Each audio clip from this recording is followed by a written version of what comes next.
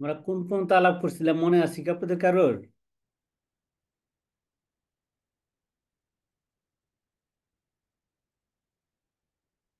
Section 18 কোন ছিলাম sir আমরা? হ্যাঁ, স্যার সেকশন 18। সেকশন 18 না, আচ্ছা ওকে। তার মানে কর ধার্যটা পড়াইছিলাম আমি, তার মানে বুঝছি, তাহলে ওটাও পড়াইছি এটাও পড়াইছি, অ্যাডিশনাল ট্যাক্সটা পড়াইনি।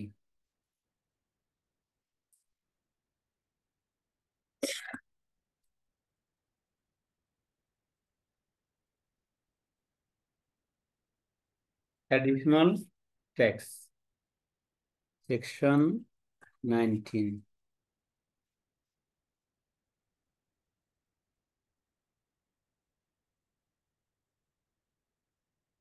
অ্যাডিশনাল ট্যাক্স হলো এখানে একটা অতিরিক্ত ক্লজ আছে, যদি কোনো কোম্পানি বাংলাদেশের কোনো নাগরিক ছাড়া অন্য কোনো দেশের নাগরিককে, হ্যাঁ, যথাযথ অ্যাপ্রুভাল ছাড়া বাংলাদেশে অ্যাপয়েন্টমেন্ট দেয়, তাহলে তাকে 50% এক্সট্রা ট্যাক্স দিতে হবে, অথবা 5 লাখ টাকা, যেটা বেশি। হ্যাঁ, বলছে যে এই আইনের অন্যান্য বিধানে যাহা কিছু থাকুক না কেন, সরকার এর উপযুক্ত কর্তৃপক্ষের পূর্বানুমোদন ব্যতিরিক্ত কোনো ব্যক্তি বাংলাদেশের নাগরিক নহে এরূপ কোনো ব্যক্তিকে কোনো আয় বর্ষে তাহার ব্যবসায় বা পেশায় নিয়োগ দান করলে বা কর্মের সুযোগ প্রদান করলে এরূপ ব্যক্তি এই আইনের অধীনে প্রদেয় করের 50% অথবা 5 লক্ষ টাকা, এই দুইটার মধ্যে যেটা বেশি সেটা অতিরিক্ত কর হিসেবে পরিশোধ করবে। স্যার এটা কি ইয়ার ক্ষেত্রে প্রযোজ্য স্যার? কিসের? মালিক, কোম্পানির মালিকের ক্ষেত্রেও প্রযোজ্য, সাপোজ মালিক ইয়া করলো। মালিক তো অ্যাপয়েন্টেড হয় না, মালিক তো স্টাফ না, আচ্ছা স্যার, মালিক তো মালিকের স্যালারি স্যালারি পায় না। মালিককে স্যালারি দিলে স্যার ওটার কি কোনো অনুমোদন নিয়ে রাখতে হয় স্যার? মালিক আসলে থিওরিটিক্যালি স্যালারি পায় না, প্র্যাকটিক্যালি পেতে পারে। একটা এক্সাম্পল বলেন আমাকে, কি উদাহরণ বলি মানে আমি। স্যার একটা কোম্পানির ডিরেক্টর দুইজন ইয়া আছে, দেশের ডিরেক্টর আর একজন বিদেশি স্যার। তো হুম। ওনার স্যালারি যদি দেওয়া হয় স্যার তাহলে ও বিদেশি ডিরেক্টর সে কি এক্সিকিউটিভ ডিরেক্টর আর non executive director? Executive director. Executive director.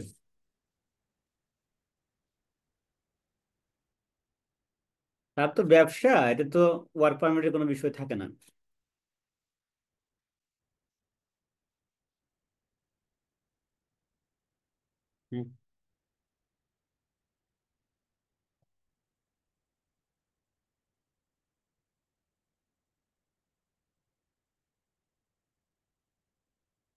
Where any person employed or allowed without prior approval of the appropriate authority of the government, any individual not being a Bangladeshi citizen to work at this business or profession at any time during the income year, such person shall be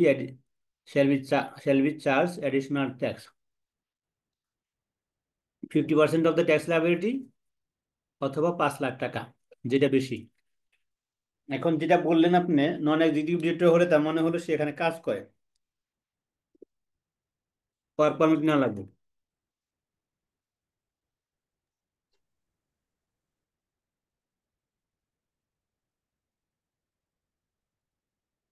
work permit নিয়ে কাজ করতে হবে বিদেশি হলে।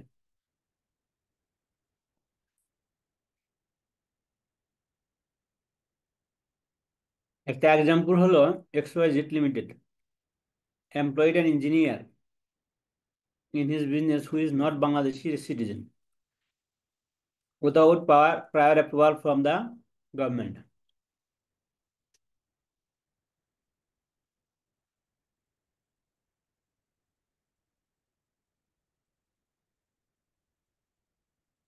তাহলে income year of the company was, the income of the company was 10 crore টাকা, তাহলে additional tax কত হবে?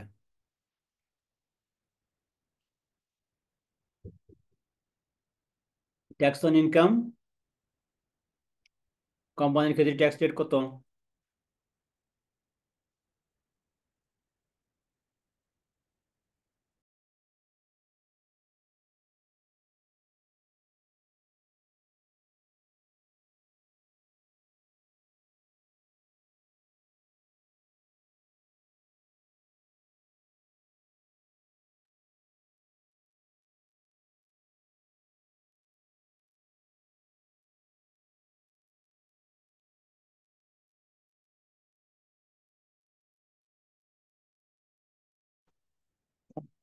ট্যাক্সের চার্জ 30%? 30% না, 27.5%। স্যার এখানে অ্যাপ্রুভালটা কোন অথরিটি থেকে নিতে হবে? হ্যাঁ, অ্যাপ্রুভালটা কোন অথরিটি এটা থেকে নিতে আসলে হবে? ইয়ে বিডা, ওকে। ওয়ার্ক পারমিট দেয় বিডা।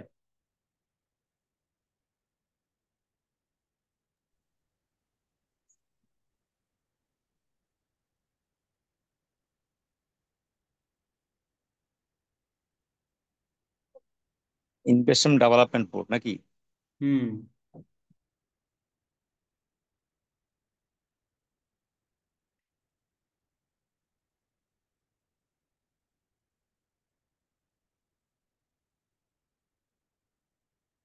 অন্যান্য কোম্পানির ক্ষেত্রে যেটা 27.5%।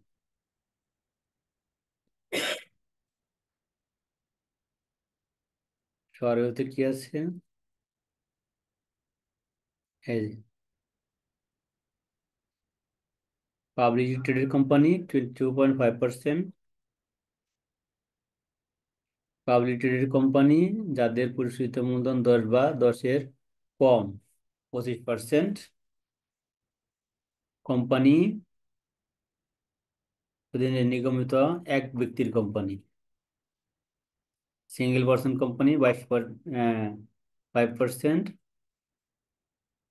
আর এই যে সরেয়, সরায়া এবং রসইতে উল্লেখিত কোম্পানি ব্যতীত বাকি যে কোম্পানি, প্রাইভেট লিমিটেড কোম্পানি, সেগুলোর ক্ষেত্রে 27.5%।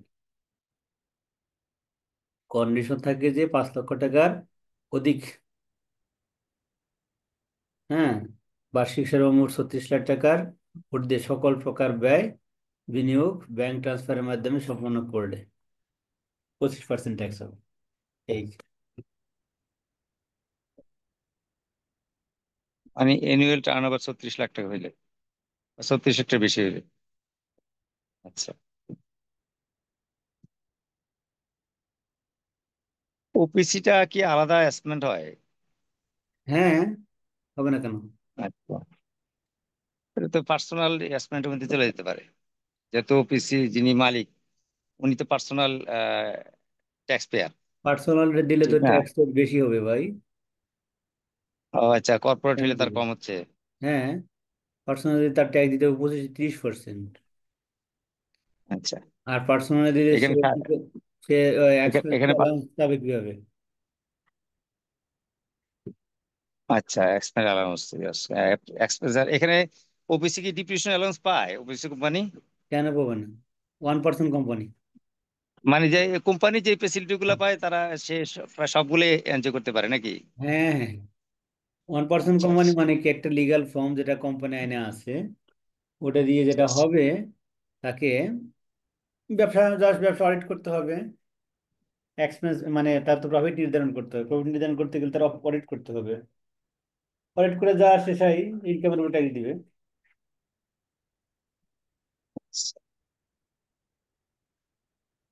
বুঝেন নাই? বুঝছি, মানে একটা জাস্ট একটা ওপিসি কোম্পানির মতো একটা মর্যাদা পাইলো আর কি, অনার পায় বা স্ট্যাটাস ওবিসি হলো তার কি, একটা। ধরেন 2 জনের পরিবর্তে একজনই কোম্পানি করবে, আর বাকি সবই ঠিক আছে, স্ট্যাটাস সব এক, ব্যবসার ক্ষেত্রে জি ব্যবসার জি, শুধু ইনকামের এখানে একটা বিহেভিয়ার।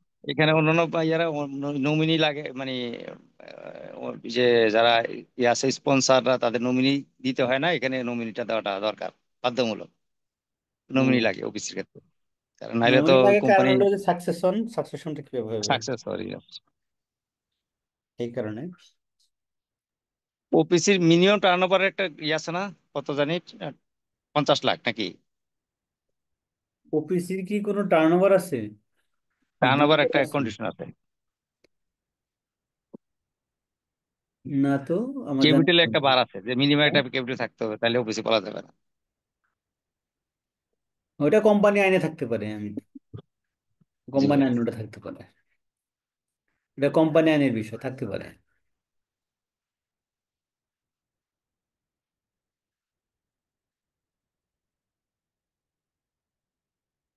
আচ্ছা, তাহলে আমরা দেখলাম যে এই যে উদাহরণটা দেখতেছিলাম, তাহলে এই কোম্পানির ট্যাক্স রেট হলো 27.5%। তাহলে ট্যাক্স হচ্ছে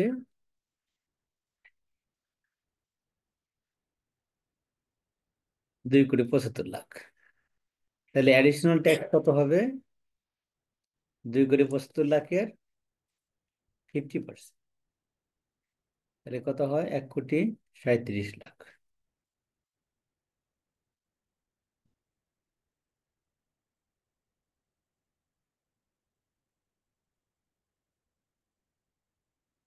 অথবা 50 লাখ টাকা, যেটা বেশি সেটা হলো অ্যাডিশনাল ট্যাক্স। দেখেন তো, বুঝছেন কি? তাহলে ট্যাক্স লায়াবিলিটি হবে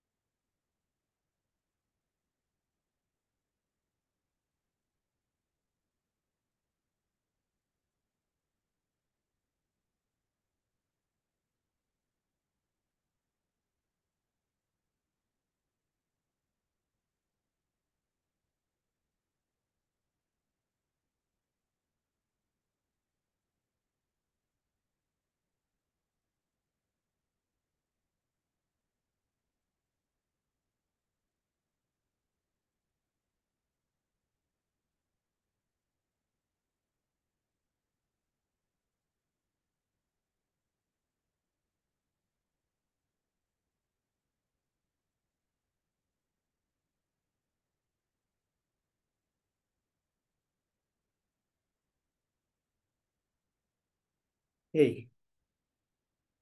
তাহলে ট্যাক্স লায়াবিলিটি হবে হলো 2,75,00,000 ট্যাক্স, আর অ্যাডিশনাল ট্যাক্স হলো 1,37,50,000।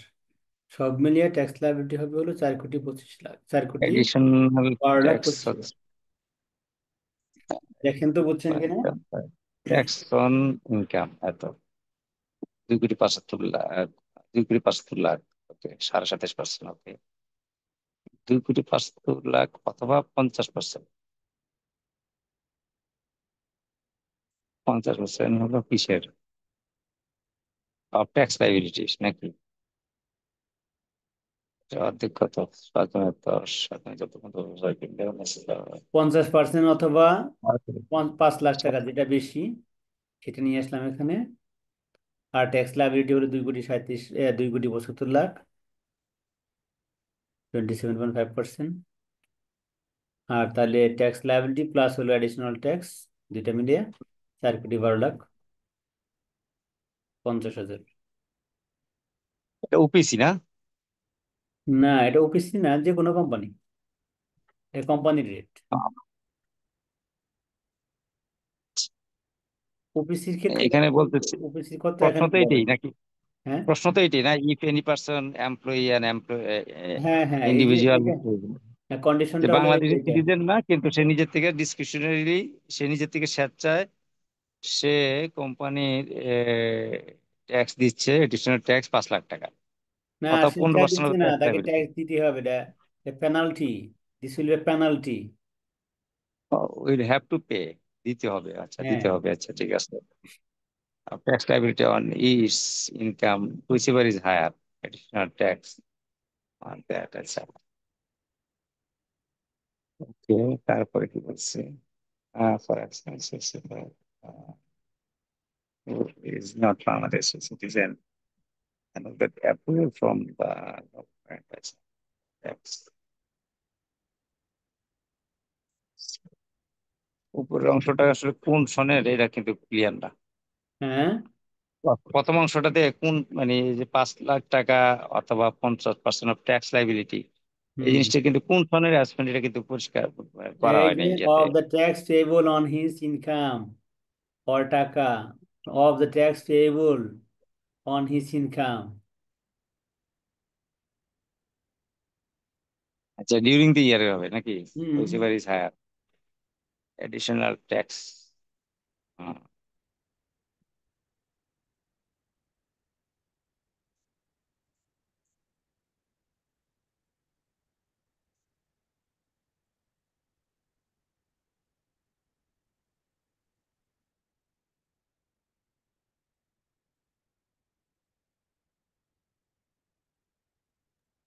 স্ক্রিনটা ইয়ে হয়ে গেছে, মানে নিচের অংশটা দেখা যাচ্ছে না আর। এখন দেখা যাচ্ছে আস্তে আস্তে। আর একটু উপরে করে। এখন দেখা যাচ্ছে, ছোট করে দিলাম। আর একটু ছোট। আর হুম। অল্প একটু, হ্যাঁ হয়েছে, দেখা যায়। আচ্ছা, গেল, এটা বললাম মোটামুটি ঠিক আছে।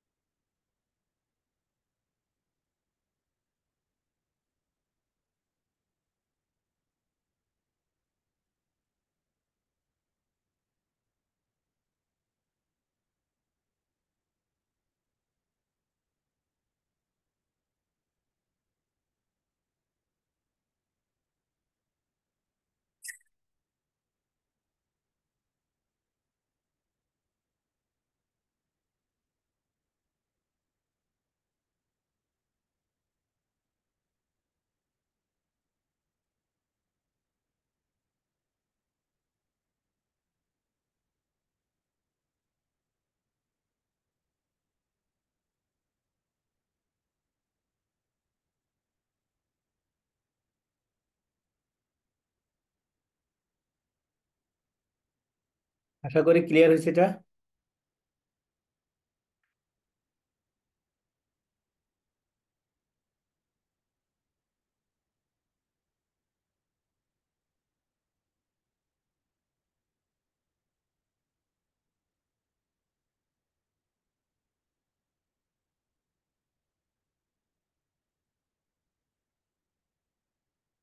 Written earning tax section 22।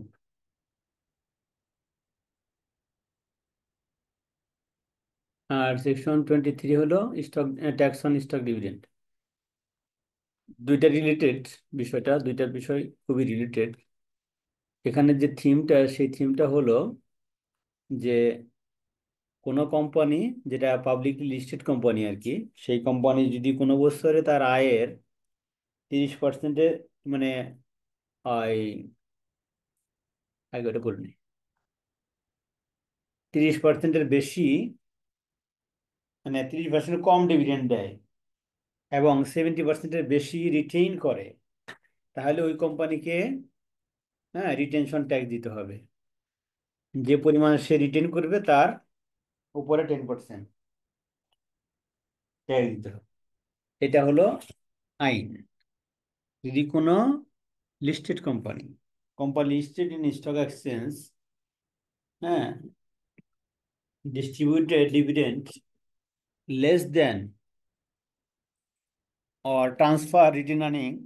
transfer profits to return earning or reserve or whatever the name called more than 75%, তাহলে যে পরিমাণ রিটেন করবে তার উপরে 10% ট্যাক্স দিতে হবে। এটাকে বলা হয় রিটেন আর্নিং ট্যাক্স।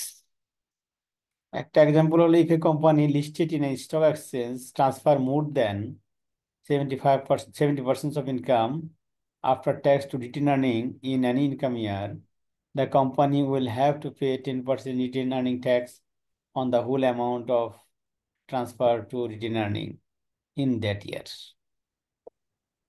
আচ্ছা, যখন যে বছরটা এই বছর যে তার ইনকাম হলো, সেটা যতটুকু রিটার্ন আর্নিং ট্রান্সফার হলো, এটার উপর 10% কর্পোরেট ট্যাক্স দিল সে। হ্যাঁ, যতটুকু না, তো যদি সেটা হ্যাঁ, 70%-এর কম হয়,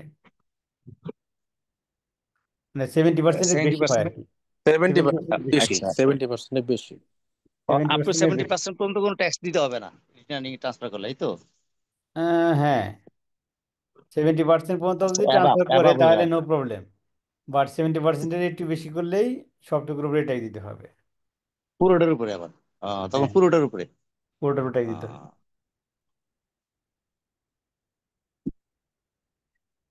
হুম, এটার ক্যালকুলেশনটা একটু বুঝতে হবে আবার। একটা আচ্ছা, এক্সাম্পল দেখে। আগের ইয়েতে একটা কোশ্চেন ছিল আমার।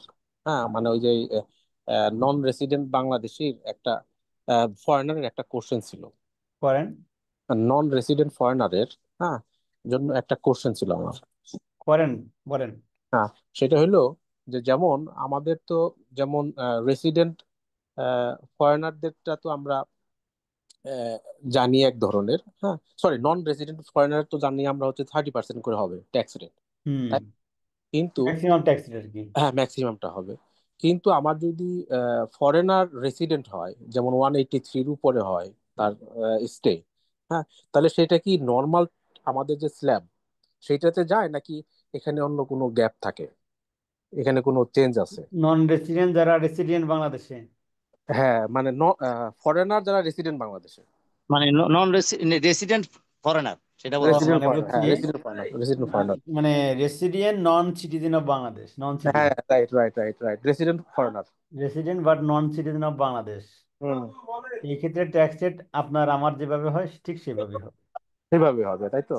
আচ্ছা, হুম। আচ্ছা, আচ্ছা, আচ্ছা। এইটা এটা একটা মানে কনফিউশন ছিল। Thank you, thank you, thank you. এটা একটু তাহলেই করতে হবে। I should go back to my first class, that is residential status is irrespective of any citizenship. Citizenship, right. Residential স্ট্যাটাসের সাথে কোনো সিটিজেনশিপের কোনো লিঙ্ক নাই। হ্যাঁ, রেসিডেন্সিয়াল স্ট্যাটাস হলো যদি কোনো ব্যক্তি আমাদের বাংলাদেশে 183 দিন থাকে তাহলে সে রেসিডেন্ট। কোনো একটা ইনকামের যদি 183 দিন অথবা এর বেশি থাকে, হ্যাঁ, তাহলে সে রেসিডেন্ট হয়ে গেল। আর যদি কোনো একটা ইনকামের 183 দিন না থাকে, কম থাকে, 90 ডেজ অথবা এর তো বেশি থাকে, 90 দিন না? 90 দিন অথবা এর বেশি, 90 দিনের কম হওয়া যাবে না, নব- হয়তো 90 দিন বা এর বেশি, এবং প্রিসিডিং 4 ইয়ার্স এর ভিতরে 365 দিন 365 অথবা এর বেশি।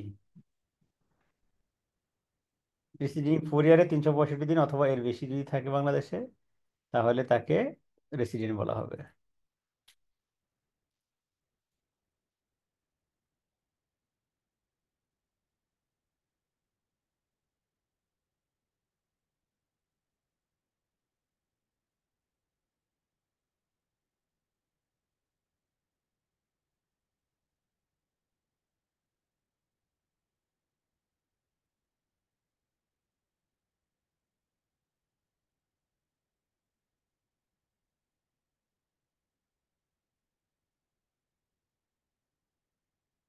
তো সেই অর্থে রেসিডেন্সিয়াল স্ট্যাটাস কিন্তু not link with citizenship,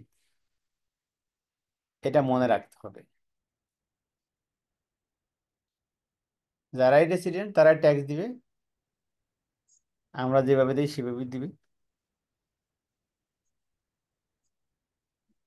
thank you. এটা হ্যাঁ, যে শুধু রেসিডেন্ট নন রেসিডেন্ট বিষয়টা বাংলাদেশে যেভাবে ওয়ার্ল্ড ওয়াইড কিভাবে আছে না, এখানে হ্যাঁ। অন্যান্য দেশে একটু ব্যতিক্রম। আমাদের দেশে যে রেসিডেন্ট নন রেসিডেন্ট যেভাবে আমরা সংজ্ঞায়িত করি হুম। বা নির্ধারণ করি, এটা কি ওয়ার্ল্ড ওয়াইড এভাবে, না অন্য কোনো দেশে ব্যতিক্রম কিছু আছে? ব্যতিক্রম আছে, ব্যতিক্রম আছে। আমাদেরটা, আমাদের দেশের আইন অনুসারে প্রত্যেক দেশে রেসিডেন্সিয়ালের একটা আইন আছে। ট্যাক্স জমা দেওয়ার কিছু কিছু ইয়ে আছে আর কি, রিকোয়ারমেন্ট আছে।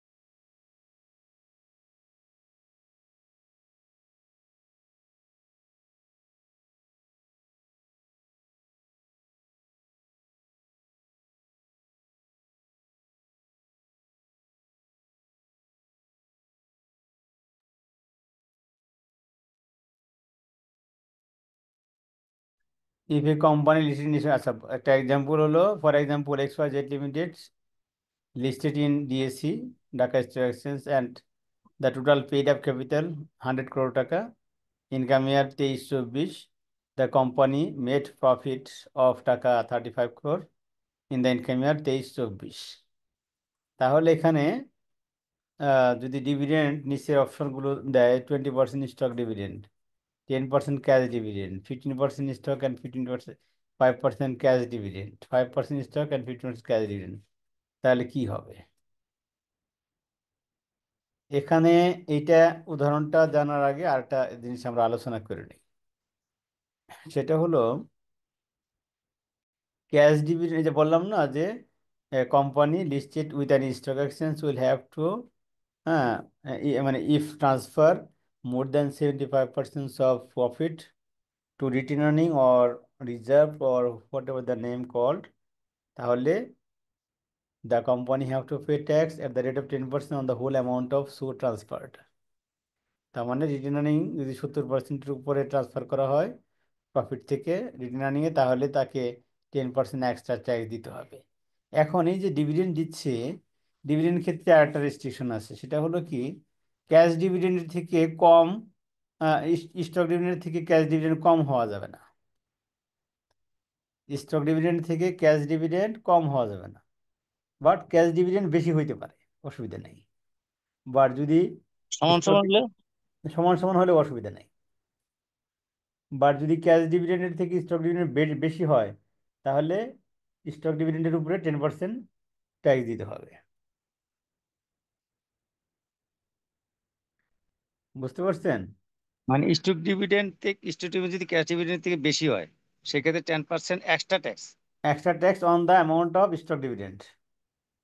আচ্ছা, এটা কর্পোরেট ট্যাক্সের out of the corporate tax, আলাদা অ্যাডিশনাল, দিতে হবে, অ্যাডিশনাল, অ্যাডিশনাল। এডিশনাল। আচ্ছা, টোটাল স্টক ডিভিডেন্ড যেটা সেটার উপরে ডিটারমিন হবে। টোটাল স্টক ডিভিডেন্ডের উপরে, নট ক্যাশ, শুধুমাত্র স্টক। আচ্ছা,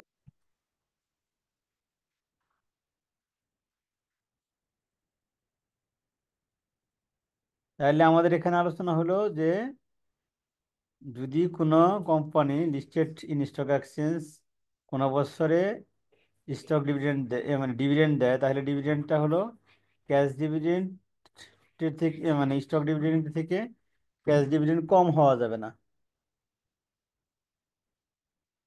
সমান সমান হলে অসুবিধা নাই। বাট যদি স্টক ডিভিডেন্ড ক্যাশ ডিভিডেন্ড থেকে বেশি হয়, তাহলে স্টক ডিভিডেন্ডের উপরে 10% ট্যাক্স দিতে হবে। এই ট্যাক্সটা তো নিশ্চয়ই প্রতিষ্ঠান দিবে, এটা তার ব্যক্তির থেকে আদায় করবে না, কোম্পানি দিবে, কোম্পানি। কোম্পানি দিবে। ইয়েস, মানে এটা কোম্পানির উপর ইয়ে পড়বে না, এ ব্যক্তির উপর পড়বে না সে বলতে।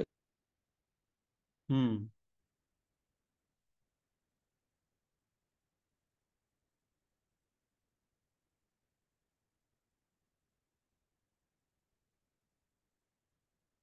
ব্যক্তি না, কোম্পানির।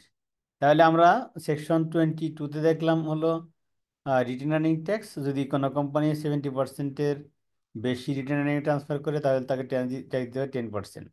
আর 23-এ দেখলাম হলো যদি কোনো company stock dividend cash dividend থেকে বেশি দেয় প্রপোর্শনেটলি, তাহলে স্টক ডিভিডেন্ডের উপরে 10% ট্যাক্স দিতে হবে। এখন আমরা উদাহরণগুলো দেখি আস্তে আস্তে।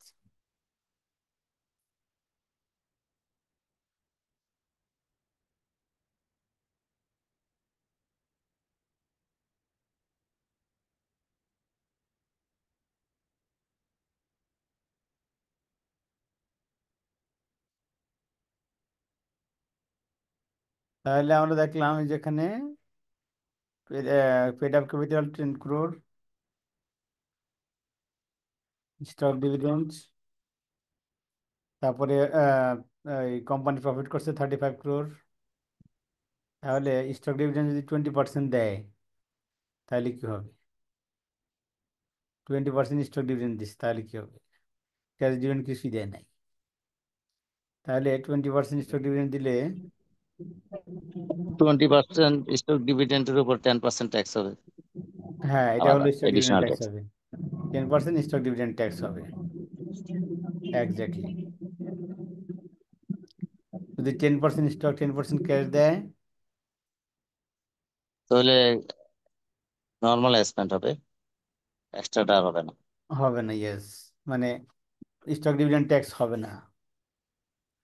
আচ্ছা, যদি 15% স্টক দেয়, 5% ক্যাশ দেয়, তাহলে হবে 10% ট্যাক্স হবে স্টকের উপর। যদি 5% স্টক দেয়, 15% ক্যাশ দেয়, 5%, স্টক 15% ক্যাশ, তাহলে সমস্যা নাই। তাহলে স্টক মানে ডিভিডেন্ড। ক্যাশ, ক্যাশ বেশি হলে সমস্যা নাই। ওকে, গুড, ভেরি গুড। এখন এইগুলোর এই যে ক্যালকুলেশনটা দেখাবো আমরা, এই যে রিটেন আর্নিং ট্যাক্সটা কিভাবে হয়। তাহলে এই যে উদাহরণ, XYZ limited is listed company in DSC, total paid up capital 100 কোটি টাকা, কোম্পানি মেড প্রফিট 35 কোটি টাকা।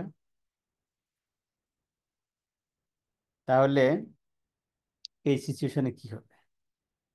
আমরা আগে রিটেন আর্নিং ট্যাক্সটা দেখে নেই। ডিভিডেন্ড পেড কত পার্সেন্ট? 20%। তাহলে কত টাকা পেমেন্ট করলো ডিভিডেন্ড? 20% ডিভিডেন্ড দিলে কত টাকা দেয়?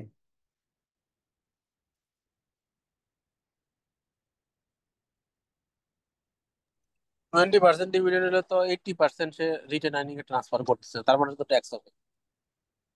না, এটা একটু ক্যালকুলেশন করে 20%, ডিভিডেন্ড পেড 20%, ডিভিডেন্ড কিসের উপরে দেওয়া হয়? ডিভিডেন্ড ক্যালকুলেশনটা কিভাবে করা হয়?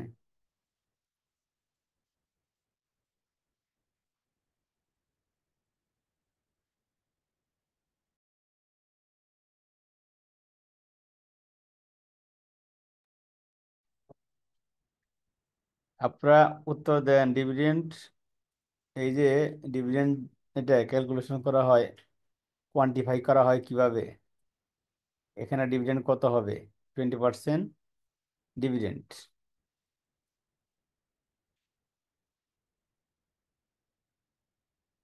এই যে কোম্পানি 20% ডিভিডেন্ড দিচ্ছে, তাহলে ডিভিডেন্ডের অ্যামাউন্ট কত হবে?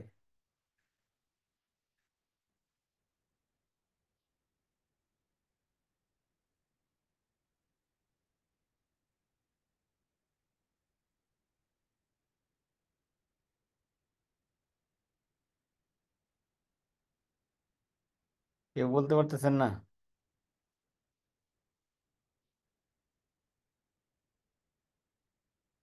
ডিভিডেন্ড ক্যালকুলেশন করা হয় পেড আপ ক্যাপিটালের উপরে, তাহলে কত হবে বলেন? ডিভিডেন্ড ক্যালকুলেশন করতে হয় পেড আপ ক্যাপিটালের উপরে, তাহলে ডিভিডেন্ড কত হবে? Sir 20 crore। হ্যাঁ, 20 কোটি স্যার। 20 কোটি, ভেরি গুড। তাহলে 20 কোটি যদি ডিভিডেন্ড দেয়, তাহলে কত পার্সেন্ট ডিস্ট্রিবিউশন করলো? 35 কোটি টাকার ইনকাম করছে, কত? 35 কোটি। 35 কোটি ডিস্ট্রিবিউশন করলো। বিশ 20 কোটি। 20 কোটি কত পার্সেন্ট ডিস্ট্রিবিউশন করলো? বাই করেন, এটা বের করেন। 57% স্যার। হ্যাঁ, 35 প্রফিটের উপর 20 কোটি 57%। ডিভিডেন্ড দিয়ে দিল 57%। তাহলে কি রিটেন আর্নিং ট্যাক্স হবে? না, না। less than 70% তো আর হবে না তাহলে। হুম, তাহলে রিটেন আর্নিং কত পার্সেন্ট হইলো? 43% স্যার ট্রান্সফার হবে রিটেন আর্নিংস। হ্যাঁ, 35 কোটির মধ্যে 43%, মানে আপনার 15 কোটি ট্রান্সফার হবে রিটেন আর্নিং এ। হ্যাঁ, তাহলে কত পার্সেন্ট হবে? তাহলে স্যার প্রফিটের 43% ট্রান্সফার হবে স্যার রিটেন আর্নিং এ। হ্যাঁ, তার মানে রিটেন আর্নিং ট্যাক্স হবে না। ক্লিয়ার? যেহেতু 40%, 70%-এর কম ট্রান্সফার করছে, স্যার 57%-এর উপরে মানে এখানে যদি 57% উপর রিটার্ন ট্রান্সফার হতো তাহলে কি ট্যাক্স অ্যাপ্লাই হইতো? 57% আছে, 70%-এর উপরে হইলে 70% উপরে? 70% পর্যন্ত হইলে কোনো ট্যাক্স নাই না। রিটার্নিং এর উপর। 70% ক্রস করে গেলে 1%, 71% হইলে আবার পুরোটার উপরে 10% tax. Exactly.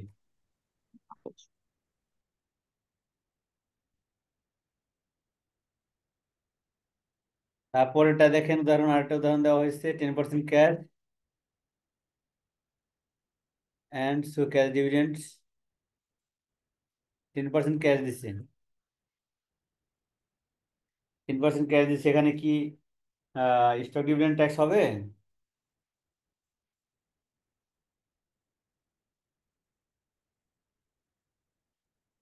Ten percent cash dividend দেওয়া হয়েছে, এখানে কি স্টক ডিভিডেন্ড ট্যাক্স হবে?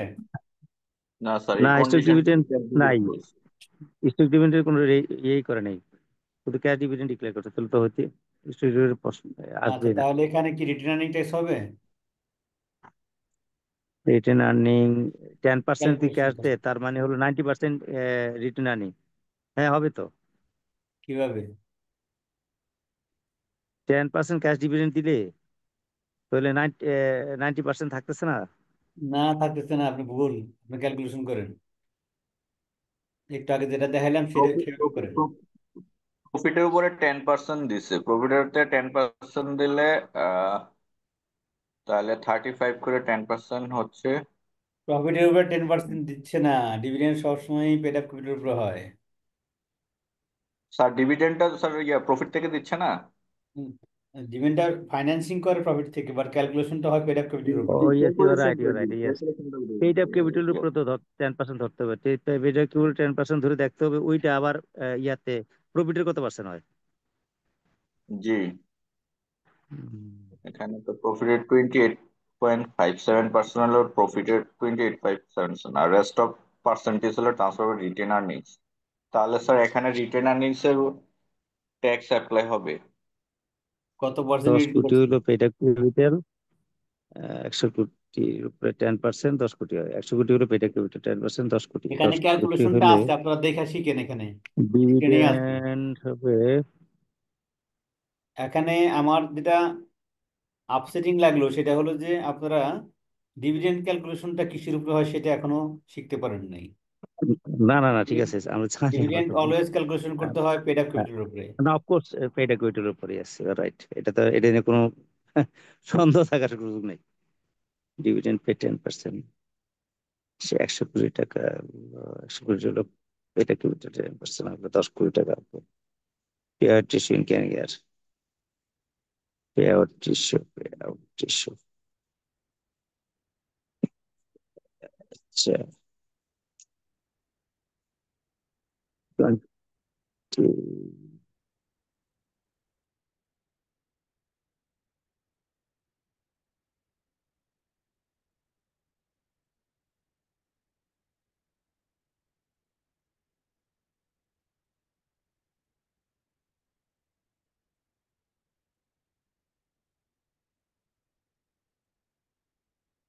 একজন বুঝান আমাকে।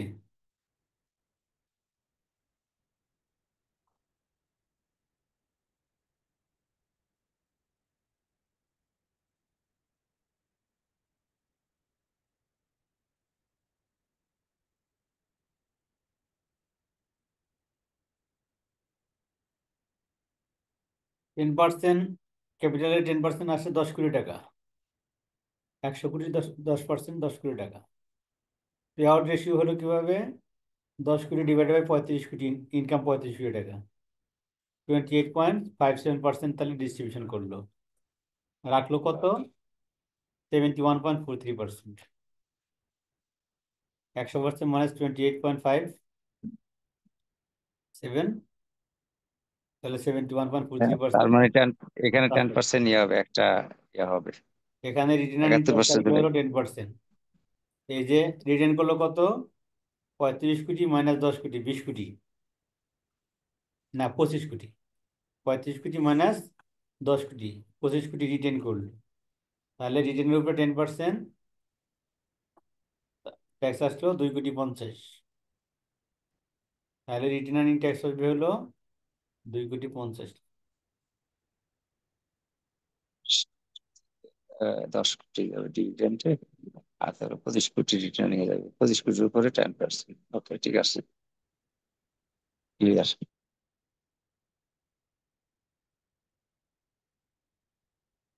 পরীক্ষা না আসলে প্র্যাকটিক্যালি কাজে লাগবে জীবনে। না, বেসিক খারাপ বা ভালো ভালো ছোট ছোট জিনিসগুলো আসলে ক্লিয়ার হচ্ছে।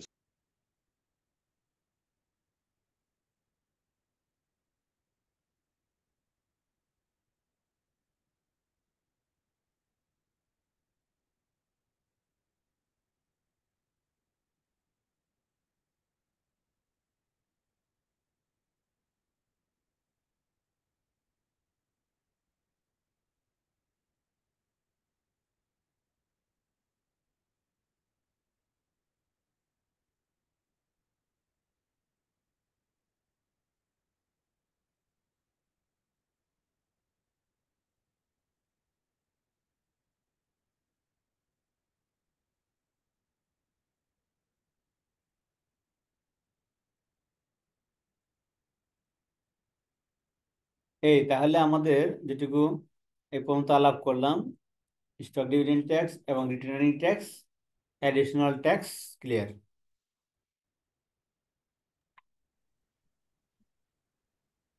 সামারিটা হলো রিটার্নিং যদি নেট প্রফিটের 70% পর্যন্ত ট্রান্সফার হয় কোনো ট্যাক্স দিতে হবে না, কিন্তু 70% অ্যাপ্রোচ করলেই 10% এডিশনাল ট্যাক্স দেওয়া লাগবে রিটার্নিং এর উপর। একইভাবে স্টক ডিভিডেন্ড এবং ক্যাশের ক্ষেত্রে বলা আছে ক্যাশ ডিভিডেন্ড এবং স্টক ডিভিডেন্ড সমান হইতে হবে, অথবা ক্যাশ ডিভিডেন্ড বেশি হইতে হবে।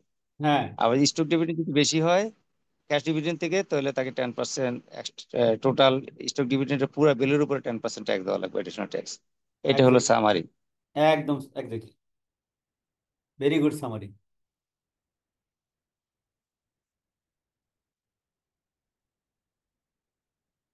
তাহলে একটা আগাই।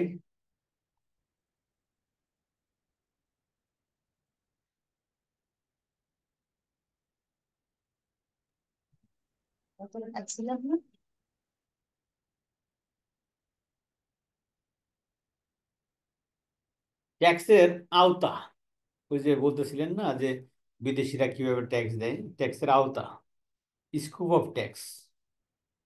এখানে বলছে মোট আয়ের আওতাটা কি হবে।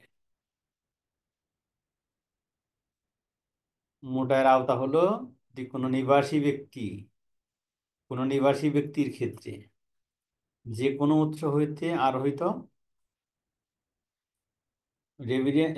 যে রেসিডেন্ট, রেসিডেন্ট হলে যে কোনো উৎস হইতে আরোহিত নিম্নবর্ণিত আয় উক্ত বছরে বাংলাদেশে তাহার নিকট হইতে অ্যাক্রুড অথবা অ্যারাইজড অথবা deemed to be accrued or arise, ওই বছরে তার যে কোনো উৎস হইতে অ্যাক্রু করছে অথবা অ্যারাইজ করছে, অথবা অ্যাক্রু করছে এবং অ্যারাইজ করছে বলে বিবেচনা করা হয়, মনে করা হয়, সেইগুলো আসবে। উক্ত বছরে বাংলাদেশের বাহিরে তাহার নিকট হইতে অ্যাক্রু করছে অথবা অ্যারাইজ করছে, এরকম ইনকামও আসতে হবে।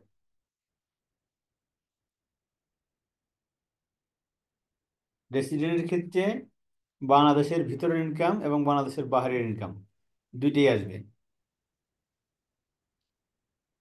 সে রিসিভ করছে অথবা অ্যাক্রু হয়েছে অথবা অ্যারাইজ করছে অথবা deemed two অ্যাক্রু or arise in বাংলাদেশের ভিতরে। আরেকটা হলো তার উক্ত বছরে বাংলাদেশের বাইরে কোন ইনকাম অ্যাক্রু করছে অথবা অ্যারাইজ করছে, সেটাও তার টোটাল ইনকামে আসবে।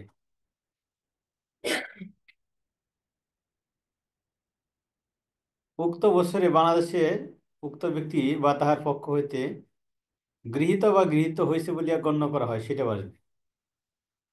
উক্ত বছরে বাংলাদেশের বাহিরে উক্ত ব্যক্তি বা তাহার পক্ষ হইতে গৃহীত বা গৃহীত হইয়াছে বলে মনে করা হয়, সেটা আসবে।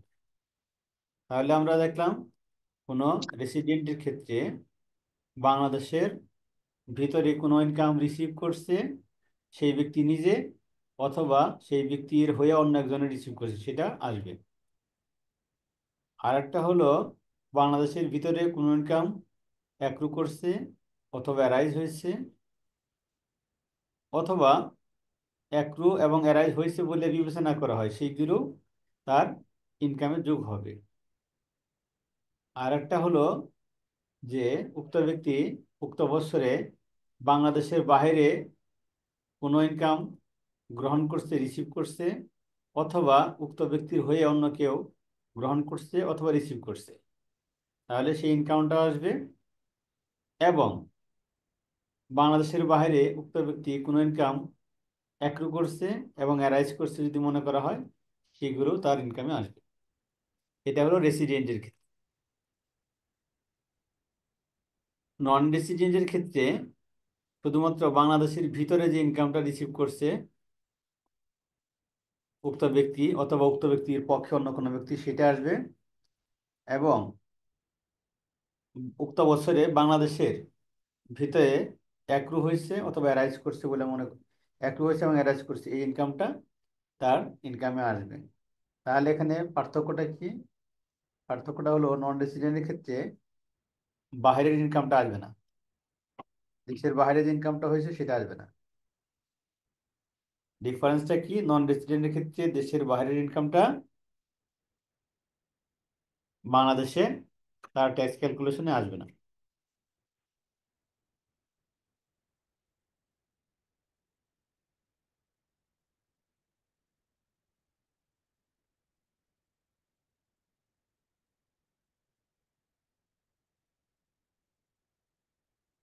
কেউ তার কেউ মানে যারা রেসিডেন্ট, এই রেসিডেন্টের ক্ষেত্রে যে ইনকামটা অ্যাক্রু হয়েছে, মানে আমাদের অ্যাকাউন্টে যে অ্যাক্রুয়াল কনসেপ্ট, সেই কনসেপ্টে যেটা অ্যাক্রু হয়েছে হুম অথবা অ্যাক্রু হয়েছে বা অ্যারাইজ হয়েছে, অ্যারাইজ হওয়ার অ্যাক্রু তো প্রায় কাছাকাছি কথাই, একই। এরকম কোনো ইনকাম হলে সেটা ইনকাম হিসেবে বিবেচিত হবে হ্যাঁ, রেসিডেন্ট যেগুলো, হ্যাঁ।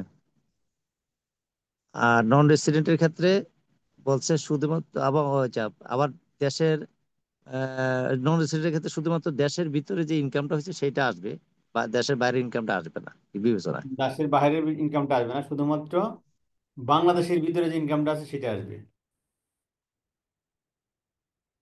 আচ্ছা।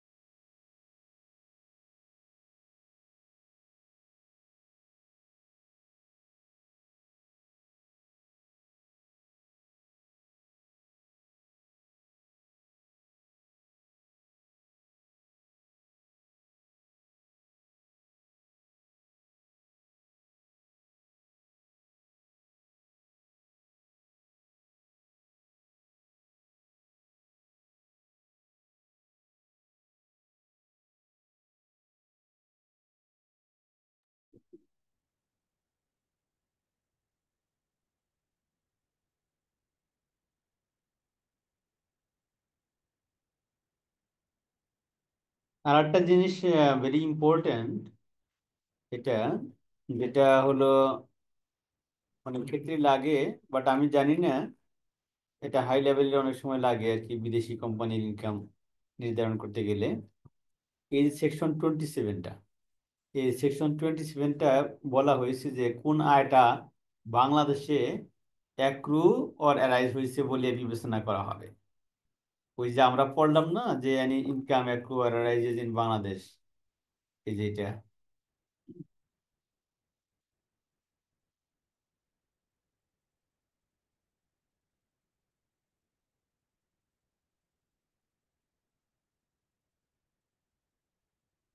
সেইটা।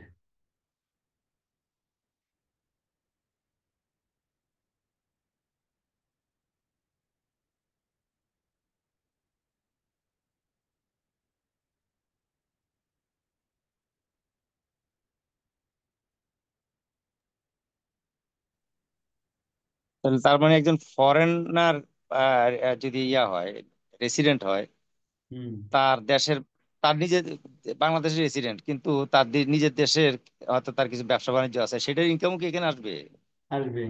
বাংলাদেশের বাইরে তার নিকট? হ্যাঁ, আসবে। রেসিডেন্ট হলে আসবে। হুম।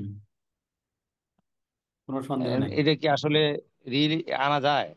হ্যাঁ, এটা কি আনা বাস্তবে এটা কি যায়, আনা আনা যায়? যায়। তবে আমি আনে না কেউ, আমি দেখতেছি, আমি যে কটা দেখছি না। আনা গেলে তো এই যে আমাদের দেশে যে ইয়া মানে মানে সাব কান্ট্রির যে লোকগুলা আছে, শ্রীলঙ্কান, ইন্ডিয়ান, পাকিস্তানি, এরা তো সমানে হুন্ডির মাধ্যমে স্যালারি নিচ্ছে, ক্যাশ ক্যাশ টাকা হুম। বেশিরভাগই বিভিন্ন, এগুলো তো কিছুই ধরা যাচ্ছে না। ধরা যাচ্ছে না তা না, ধরা যাচ্ছে অবশ্যই, বাট আমরা ধরি না আসলে। ধরার জন্য আমরা কি? কি ইচ্ছাকৃত ভাবে তাদেরকে প্রেসিডাইজ করতেছি, ঠিক আছে ফাঁকি তো অসুবিধা নাই নাকি, এরকম? হ্যাঁ, ধরেন, হ্যাঁ, এটা আসলে কি, ধরেন এই যে অনেক কথাই বলে আমাদের এনবিআর এর চেয়ারম্যান, আমাদের সরকার, বাংলাদেশের সরকার, মূল কথা হলো কি যে এই পর্যন্ত আমার দেখা, আমি এই কথাটা অনেক জায়গায় বলে থাকি, মোটামুটি 2004 সাল থেকেই ট্যাক্স অফিসের সাথে রিলেটেড কিংবা ট্যাক্স আইন পড়ালেখা করি, কাজ করি।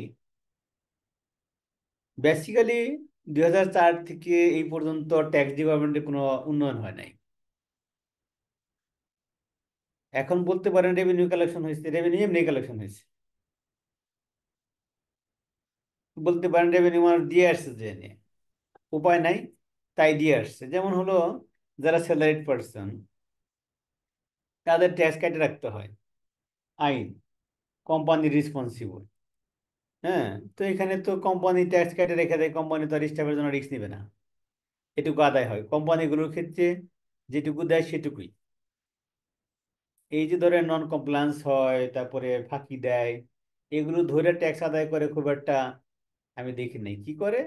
ফাইল আবার রিপোর্ট আর দিবে। একটা ব্যাপার, আমরা যেমন পত্রপত্রিকা বা বিভিন্ন সোর্সে দেখি যে বাংলাদেশে বিভিন্ন দেশের লোকেরা বাংলাদেশে এসে ওয়ার্ক পারমিট ছাড়া কাজ করে, হুম।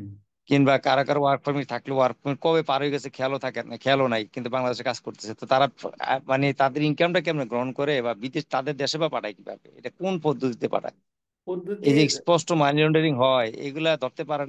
এগুলা কারা ধরে? আমি তো ধরলে তো দুই হ্যাঁ, চারটা পত্র পত্রিকা দেখতাম বা টিভি ধরতে মিডিয়াতে দেখতাম, দেখিনি এত কিছু। এরা ধরতে পারা কি অত ডিফিকাল্ট মনে হয়? ধরতে পারা ডিফিকাল্ট না। ধরবে কেন? এখন ধরেন, যে দেশের 5 লক্ষ হাজার কোটি টাকা গত 15 বছরে, 5.5 লক্ষ হাজার কোটি টাকা বাইরে চলে গেছে, এবং এই দেশে বৈধভাবে টাকা বাইরে নেওয়ার স্কোপ ভেরি লিমিটেড। এটাকে বলা হয় হলো MTO country, money transfer obligation country বলা হয়, যেখানে এই টাকা বাইরে ট্রান্সফার করতে গেলে রেস্ট্রিকশন আছে। সেই ক্ষেত্রে 5.5 লক্ষ হাজার কোটি টাকা নিয়ে গেল, কেউ ধরতে পারলো না। কিভাবে?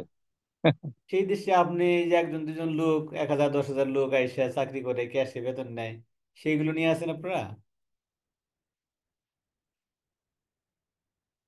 না, সেটা তো ঠিক আছে, কিন্তু ক্যাশে হ্যাঁ, বেতন, আমি এখন যাদের কথা ধরেন, বলছি তারা কিন্তু যদি অনেক এইটা হাই এটা স্যালারিড যদি লোকজন, সম্ভব বিশেষ হইতো করে না। গার্মেন্টস সেক্টরে হুম। অনেক ইন্ডিয়ান মানুষ আছে যারা বিভিন্ন টায়ারে কাজ করে, ভালো টাকা বেতন পায়। এবং দেখা যায় যে আমরা আমাদের ইয়াতে মানে আর্টিকেল অবশ্যই দেখছি যে তাদের ব্যাপারটা একটু অন্যভাবে ইয়ে ম্যানেজ, মানে ক্যাস্টের দেওয়ানি এমন ভাবে করা হয় যাতে কোনোভাবে এনপিআর এদিকে ইয়ে করতে না পারে, আবার স্যালারিটা তাহলে অন্যভাবে টাকাটা ম্যানেজ নেয় করা কিভাবে হয়। ওরা? টাকাটা নেয় হলো হুন্ডির ওরা মাধ্যমে। ক্যাশ ফর্মে নেয়, নিয়ে হুন্ডির মধ্যে পাঠাইতে। ডলার কিনে এখান থেকে কিনা নিয়ে হুন্ডি জায়গা হুন্ডি পকেটে করে। হুন্ডি। হ্যাঁ, এবং এই যে হুন্ডি নেয়, হুন্ডি নিয়ে, অথবা অনেক ক্ষেত্রে হুন্ডি এখান থেকে ডলার নেয় না, ওখান থেকে পণ্য পাঠায় দেয়। হ্যাঁ, ওই ওখান থেকে টাকা দিয়ে দেয়, ওখান থেকে টাকা দিয়ে দেয়, স্মাগলিং হয়ে যায়।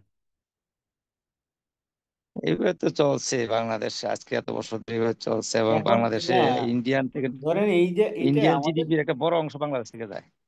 এটা নিয়ে কান্নাকাটি করে লাভ নেই আমাদের। এখন আপনার যদি if you don't take care of yourself, তাহলে অন্যরা তো সুবিধা নিবেই। এখন যারা ইন্ডিয়ার সুবিধা নেয়, এটা তো সত্য, তারা কি, আমরা নিজেরও তো আসলে দেশের প্রতি ডেডিকেশন আমাদেরও নেই, আমরাও তো ফাঁকি দিই, তাই এটাও তো, সত্য, এটাও এই যে মিথ্যা না। ধরেন এই যে যে জেনারেশনটা আমাদের বড় হইতেছি এবং হইতেছে এর পরে, সবাই তো with the dream of flying from this country. সবাই চিন্তা করে, মনের বাসনা মোটামুটি 60% লোকের মনের বাসনা যদি সুযোগ থাকে দেশের বাইরে চলে যাবে। তাহলে এত বড় মনের বাসনা নিয়ে দেশ ফাঁকা করে যায়, যারা যাবে তারা এই দেশের সম্পদ কেন রাখবে? আমি যদি দেখি 71-এর পরে যদি এই দেশ থেকে সম্পদ ফ্লাইট না হইতো, তাহলে এই দেশের সম্পদ খায় এই দেশের লোক শেষ করতে পারতো না। তো একদম সম্পূর্ণ একমত। আমাদেরকে বিশেষ করে আল্লাহ প্রাকৃতিক ভাবে যা দিচ্ছে, এটার আল্লাহর কাছে কৃতজ্ঞতা বলে শেষ করা যাবে না, এটা সত্য। কোনোভাবেই সম্ভব না, এই দেশের সম্পদ কোনোভাবেই শেষ হইতো না, কোনোভাবেই শেষ করতে পারতো না, খাইয়া শেষ হইতো না। খাইয়া শেষ হইতো না কেন?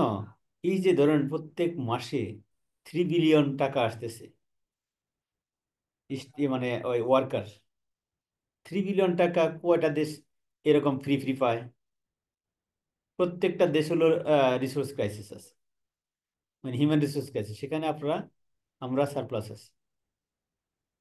এবং সেটাকে আপনি চাইলে সরকার এবং সংশ্লিষ্ট লোকেরা সবাই যদি চাইতো, এটাকে কমপক্ষে 20-25 গুণে পরিণত করা সম্ভব, কারণ আমরা আনস্কিল সেমি স্কিল লোকজন পাঠাই। স্কিল পর্যায়ে যদি এগুলো করে আবার পুনরায় একটু রূপান্তর করে পাঠানো যেত, তাহলে আমাদের ইনকামটা কিন্তু আহ, আহ, আরো 30 বিলিয়ন বা আরো বেশি হইতে পারতো। এই দেশ ডেভেলপ করতে 10 বছর বেশি লাগবে না, বাট যে ডেভেলপ করবে তার শক্ত একমত। হইতে হবে, অনেস্ট, অনেস্ট ডিক্টেটর হইতে হবে, অনেস্ট ডিক্টেটর, এখানে কোনো কথা সম্পূর্ণ বলতে একমত, হবে মানে ডিকটেটর, তারপর ফেসিজম, এগুলো যে সবসময় খারাপ এরকম না, এগুলো কিন্তু ভালো ওয়ার্ড।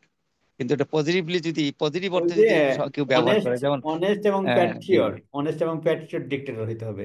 যেমন আমরা তো বেশি দূরে যাওয়ার দরকার নেই, লি কুয়ান ইউ, সিঙ্গাপুর, 65-এ সিঙ্গাপুর যখন মালয়েশিয়া সিঙ্গাপুরে আলাদা করে দেয়, কারণ হলো দ্যাট ওয়াজ একটা করাপশন জোন ছিল আর কি, ওইটা একটা, সিঙ্গাপুরটা একটা করাপশন জোন ছিল, ওখানে খালি করাপশন হতো, করাপশন দালালি ছিল, ছিল। মালয়েশিয়ার জন্য একটা একটা বার্ডেন ছিল, হ্যাঁ, একটা তো মানে রেভিনিউ এক্সপেন্সেস একটা বার্ডেন ছিল আর ওটা। লি কুয়ান ইউ যখন মালয়েশিয়ার সাথে বার্গেনিং করে, তখন ওর বাজেট অ্যালোকেশন একটু বেশি চাইছিল, বাজেট অ্যালোকেশন বেশি না চেয়ে ওরা বলছে তুই যা আলাদা ওই জায়গা, টাকা দিতে পারবো না। তখন ইনফ্যাক্ট লি কুয়ান ইউ কান্না করছে যে এই জাতিরা কিভাবে বাঁচাবে। ওই সময় করাপশন দমন করার জন্য ওই সময় 10,000 12,000 লোক গুলি করে মেরে ফেলেছে।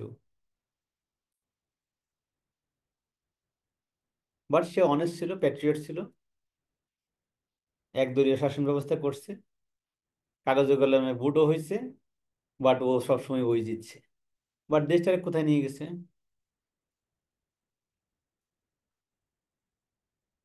Corruption, zero corruption. সুন্দর বা এটা ভালো বলছেন, আসলে তো এরকম উদাহরণ আরো আছে দেশে। এখন আমাদের দেশে যারা রাজনীতি করে, পরিচিত রাজনীতিবিদ যারা মানে যারা বাংলাদেশের মানুষের কাছে পরিচিত, এই লোকগুলা, নেতৃস্থানীয় যে লোকগুলো আছে, আপনি তো ওয়ান টু ওয়ান নাম না বলে যদি চরিত্র বিশ্লেষণ করেন, তার মুখের কথায়, আচরণ বিধি এবং তার সামগ্রিক জীবনে কতটুকু মিল পাবেন। আমি তো মনে করি আকাশ আর পাতাল। সে মুখে যায় জনগণের সামনে যা বলে, তার ব্যক্তি জীবনে তার ন্যূনতম প্রতিফলন আমরা দেখি না। এতে করে বাংলাদেশের রাজনীতিবিদ সৃষ্টি হলো এটি দুর্নীতি, মানে যে অর্থে রাজনীতিবিদ যে অর্থে বলে সেইভাবে হয় না। রাজনীতিবিদ তো মানুষের মনে থাকে, যুগের পর যুগ থাকবে, কিন্তু এরা থাকবে না, কয়জন, এরা ক্ষণস্থায়ী। এরা কয়জন অনেস্ট এরা লোক ওই আমাদের ইয়ার মতো। বাংলাদেশে রাজনীতি করছে? কয়জন অনেস্ট লোক দেখান আমাদের। সেটাই বলতেছি, এই কারণে অনেস্টি নাই বিধায়, রাজনীতির সততা চর্চা নাই বিধায়, কথা কাজে মিল না থাকার কারণে কেউ মানে এরা কিন্তু নেতা হয়ে উঠতে পারতেছে না, যদিও তাদের পদ পদবিতে মনে হয় যে ওরা নেতা। আসলে নেতা হওয়ার, নেতা হয়ে ওঠা যেটা লাগে সেই গুণগুলো তাদের ভিতরে নাই। ইভেন এখন পর্যন্ত আমি সেরকম দেখি না। দুই চারজন পাঁচজন একটু আশাবাদী মনে হইলো, পরবর্তীকালে তাদের আচরণ বিধিও স্পষ্ট অনেকটা যে তারা ওই আগের পূর্বসূরীদের হালেই ধরছে। তবে এখন ধরেন, ভেরি অনেস্টলি, কে কি মনে করেন আপনারা সেটা দেখার বিষয় না, আমি জানি না। ইউনুস, ডক্টর ইউনুসকে হাতে দিলে এখন ওর ইউনুস হয়তো পারতো, বাট ওর সাথে যারা 10 জন থাকবে সেই 10 জন তো অনেস্ট পাওয়া মুশকিল। না, সেটা ওনাকে একটা যদি fact। আপনি লিবার্টি চর্চা দেন, মানে ওনাকে যদি পুরোপুরি ছেড়ে দেন যে উনি আপনি স্টেট চিফ, আপনি যা সিদ্ধান্ত নেন সেভাবে চলবে, একদম তাহলে পুরোপুরি অ্যাবসলিউট পাওয়ার যেটা দেন, তাহলে সে আমার মনে হয় খুব ভালো চালাতে পারবে। শিক্ষা দীক্ষা আছে, ওয়ার্ল্ডে না ঘুরছে, না, বিভিন্ন এখন অভিজ্ঞতা তার সে অর্জন হয়েছে, পারবে। সে আমি পারবে। এই ব্যাপারে হ্যাঁ, গ্যারান্টি দিতে পারি সে পারবে। কারণ তার তো আর কোনো লোভ নাই, অন্য কোনো এজেন্ডা নাই। সম্পদ বানাবে হ্যাঁ, না। তার তো আসলে ওইরকম সম্পদ তারা দরকারও নাই। আছে, সম্পদ তারা জি, আছে। জি। সে পারবে ওই যে। কিন্তু তাকে তো বায়াস করা হচ্ছে, ডোমিনেট করা হয়, এইগুলোই তো শুনলে বা জানলে আরে খুব বাবা, খারাপ লাগে। তার চেয়ারটা সকালে বিকালে দুপুরে উল্টাই দিতেছেন আপনারা।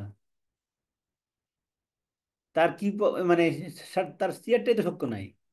এখন একজন লোকের এটাই তো পায়ের বলতেছি। নিচের মাটিটা শক্ত নাই। আপনি তারে দিয়ে বলতেছেন আপনি বোল্ডোজার চালান, কিভাবে চালাবে সে?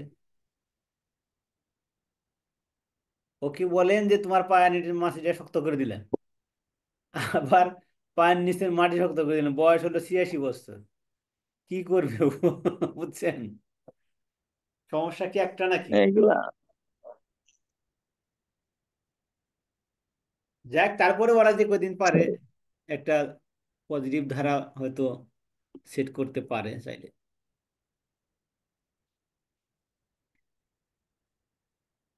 তবে জিয়াউর রহমানকে ওই তো যেভাবে। যেটা আপনার শেষ কনক্লুশনে যদি আসা যায় এরকম আর যে আমরা আমাদের দেশের মানে যে মানে টোটাল জনসংখ্যার বেশিরভাগ মানুষ যদি আমরা ব্যক্তিগতভাবে সৎ থাকি, ব্যক্তিগত চিন্তা চেতনায়, আদর্শগতভাবে চারিত্রিক বৈশিষ্ট্য যদি খুব ভালো হয়ে ওঠে, তাহলে যে কোনো সরকার ব্যবস্থা আমাদের জন্য খুব মঙ্গলজনক হবে।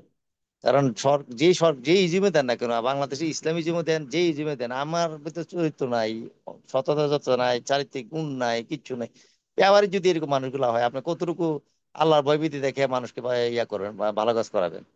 আইন দিয়ে কি মানুষকে পরিপূর্ণ জীবনটা নিয়ন্ত্রণ করা যায়? যায় না তো। সততা ছাড়া সম্ভব না। না, এই জায়গাটায় আমি একটু দ্বিমত করতেছি। মানুষ স্বভাবতই হলো আসলে অপরাধ প্রবণ। হ্যাঁ, স্বভাবতই অপরাধ প্রবণ। বাট সেই ক্ষেত্রে আইনের শাসন থাকতে হবে, আইনের এনফোর্সমেন্ট থাকতে হবে। যেমন সিঙ্গাপুর, সিঙ্গাপুরের লোকজন খুব করাপ্টেড আসলে। মালয়েশিয়ান লোক খুব করাপ্টেড, বাট আইনের শাসনের কারণে ওরা করাপশন করতে পারতেছে না। তারপরে আমেরিকান একই অবস্থা।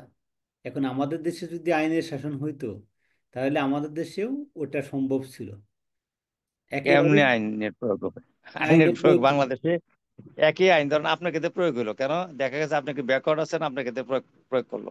আবার আপনি যে অপরাধটা করছেন, এই অপরাধ আরো 10 জনে করছে, তার দিকে তাদের দৃষ্টি, ওই কর্তৃপক্ষের দৃষ্টিই নেই, ওগুলা ওই যে ছাড় পেয়ে এই যাচ্ছে। কারণেই তো একজন অনেস্ট অনেস্ট প্যাট্রিয়ট ডিক্টেটর দরকার। এখন আমি যদি আপনার বিচার করি, আমার ছোট ভাইয়ের বিচার করি না, তাহলে তো আমি অনেস্ট হইলাম না ভাই, ডিসঅনেস্ট। হযরত ওমরের শাসন ব্যবস্থা আমরা দেখছি, আমরা শুনলাম, ইতিহাস থেকে পাইলাম, ওনার ছেলে মদ খাইছে শুনে উনি সবার নিজের ছেলেকে ছাড়ে নাই, ডোরা মারতে বলতে মারিয়ে ফেলছে। এখন আমরা বলতে পারি অনেকে অমানবিক, এটা ঠিক করে নাই, এত এই মদ খাওয়ার জন্য এত বড় সাজা দরকার ছিল না, এগুলো বলতে পারি। কিন্তু আমি যদি তার শাসন ব্যবস্থার যে নৈতিকতা যদি জায়গাতে বিবেচনা করি, সে প্রকৃত শাসক ছিল, সবার জন্য সমান। এরকম শাসন ব্যবস্থা আর কে জানে আমাদের জীবন দশা দিয়ে কিনা, আল্লাহ জানে। দেরি আছে, বাংলাদেশে হবে না। আচ্ছা, আমরা এখন একটু ব্রেক দিয়ে দিব। ব্রেক দিয়ে, আমি আসলে আজকে রোজা ছিলাম। আমি আপনাদের সাথে ক্লাস আসছে, আমি আসলে কনফার্ম ছিলাম না। কনফার্ম থাকলে রোজা থাকতাম না আজকে।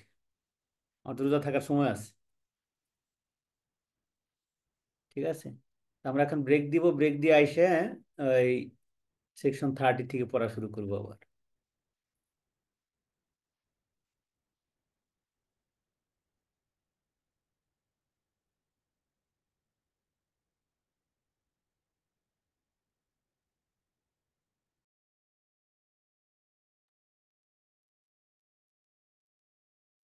হেডস অফ ইনকাম, ইনকামের খাত সেকশন 30-তে বলা আছে। চাকরি হইতে আয়,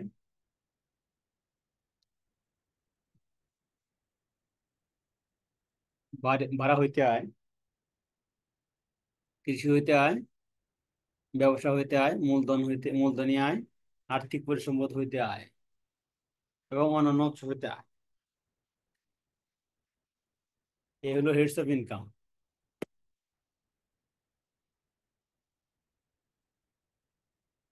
চাকরি হইতে আয়, ভাড়া হইতে আয়, কৃষি হইতে আয়, ব্যবসা হইতে আয়, মূলধনী আয়, আর্থিক পরিসম্পদ হইতে আয়, অন্যান্য উৎস হইতে আয়। এই 7টা সোর্স হলো ইনকাম। এই 7টা সোর্সেই মোট আয় নির্ধারণ করা হয়। এই মোট আয়ের উপরে বেস করে ট্যাক্স ইম্পোজ করা হয় এবং কালেকশন করা হয়।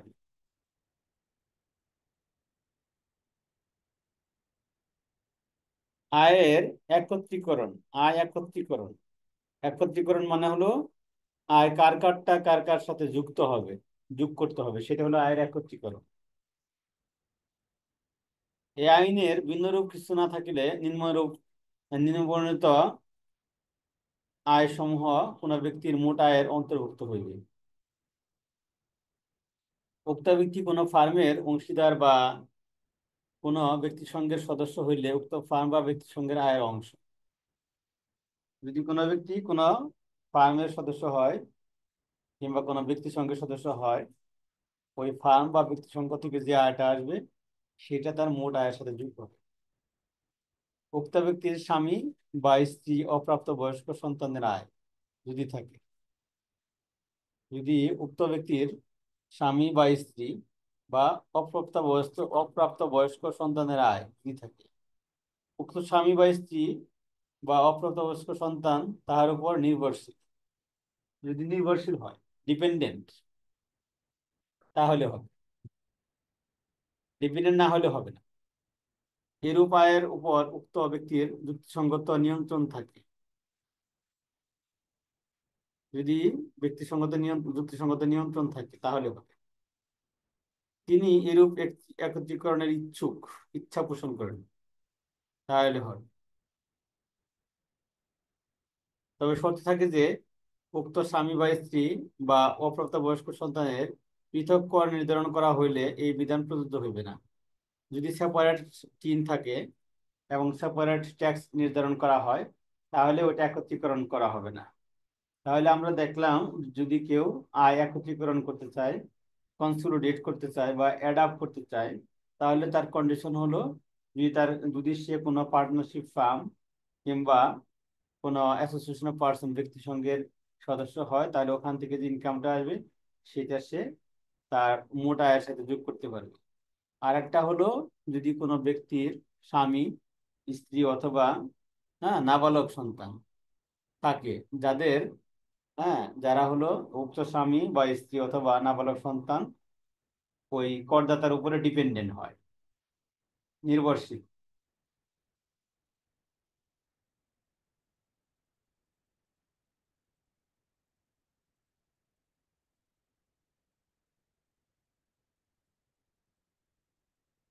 তাহলে হবে। আর যদি উক্ত আয়ের উপরে যুক্তিসঙ্গত কন্ট্রোল থাকে, নিয়ন্ত্রণ থাকে, আর এই একত্রিতকরণের আগ্রহ যদি থাকে, ইচ্ছা যদি থাকে, ইচ্ছুক থাকে, তাহলেই হবে, না হলে হবে না।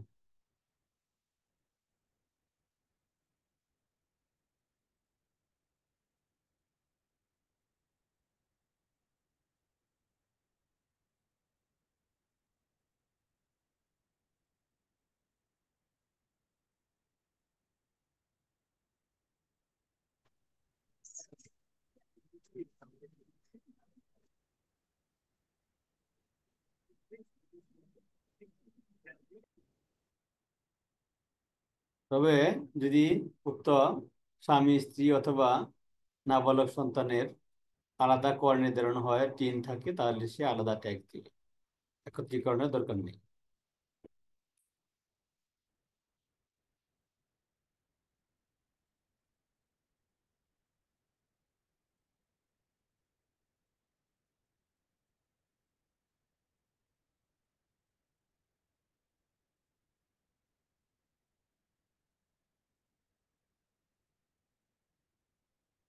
চাকরি হইতে আইন, দ্বিতীয় অধ্যায় চাকরি হইতে আইন নিয়ে এখানে আমরা আলোচনা করব। তাহলে আমরা দেখলাম হেডস অফ ইনকাম, কয়টা হেড আসছে, 7টা হেড। সেকশন 30 দেখলাম আয় একত্রীকরণ, কোন কোন আয়, কার কার আয় একত্রীকরণ হয়, এটা দেখলাম। আহ, এখন আমরা আয় দেখব একত্রীকরণটা আরেকটু যদি একটু বলতেন। আয় একত্রীকরণটা আমি নেটওয়ার্ক ইন্টারনেট সমস্যা ছিল, শুনতে পাইনি। একত্রীকরণ মানে হলো, ধরেন আমি ট্যাক্স দিই, ধরেন আমার 2টা ছেলে আছে, তারা নাবালক, তাদেরও ইনকাম আছে, বাট তাদের টিন নাই। তাদের যে ইনকাম আছে, ফর এক্সাম্পল, তাদের ইনকামটাও ট্যাক্সেবল, তাহলে তাদের ইনকামটা আমার ইনকামের সাথে যোগ হয়ে ট্যাক্স দিতে হবে। আচ্ছা এটাকে আচ্ছা, বলা হয় একত্রীকরণ। ঠিক আছে। এখন ধরেন অনেক ক্ষেত্রে দেখা যায় স্বামীর ইনকাম আছে, অথবা স্বামীর ইনকাম নাই, স্ত্রীর ইনকাম আছে। হ্যাঁ, বাট স্বামীরও ইনকাম আছে, বাট স্ত্রী ইনকামটা প্রাধান্য। সেই ক্ষেত্রে চাইলে তারা একত্র করে ট্যাক্স দিতে পারে, ডিপেন্ডেন্ট যদি হয় আর কি। এখানে কন্ডিশন আছে, স্বামী স্ত্রী ডিপেন্ডেন্ট হইতে হবে, নির্ভরশীল। নির্ভরশীল থেকেও ট্যাক্স হইতে পারে। যেমন হলো, একজন বাসায় কাজকর্ম করে কিন্তু কিছুই করে না, বাট তার সম্পদ আছে, সেখান থেকে বাড়ি ভাড়া আসে, তাহলে তার ট্যাক্স দিতে হবে। সেই ক্ষেত্রে চাইলে ওই বাড়ি ভাড়াটা স্বামীর সাথে যোগ করে ট্যাক্স দিতে পারে। আবার শুধু ট্যাক্স দিলেই হবে না, শুধু ট্যাক্স দেন বাট ওই ইনকামের উপর আপনার কোনো দখল নাই। ইনকাম হয়, সব ইনকাম গুলো আপনার স্ত্রী নিয়ে নেয়, বাট আপনার ট্যাক্স তো আপনার দেওয়ার দরকার নেই, কারণ ওর উপরে তো আপনার কন্ট্রোল নেই। ওর উপরে রিজনেবল কন্ট্রোল থাকতে হবে, এবং একত্রীকরণের জন্য আগ্রহ থাকতে হবে।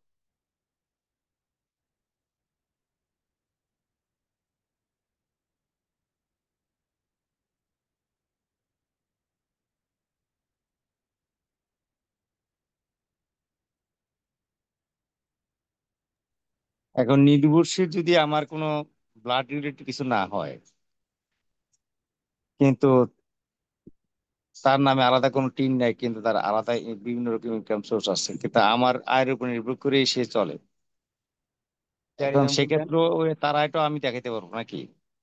একটা এক্সাম্পল দেন। যেমন আমারও নির্ভরশীল সে আমার বাসা, আমাদের বাসা ধরেন কাজ করে সে, হুম।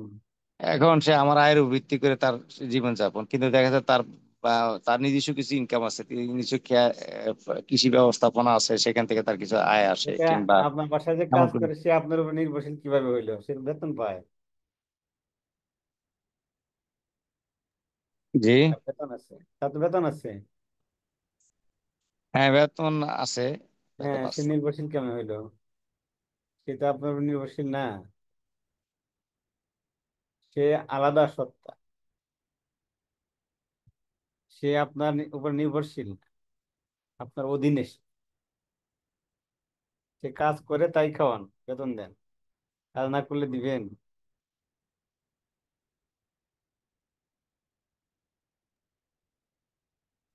স্বাভাবিকভাবেই দিবেন না। কাজ করে, হয়তো ওর ইনকামটা ট্যাক্সেবল না, কম ইনকাম করে, ও আলাদা ট্যাক্স দিবে।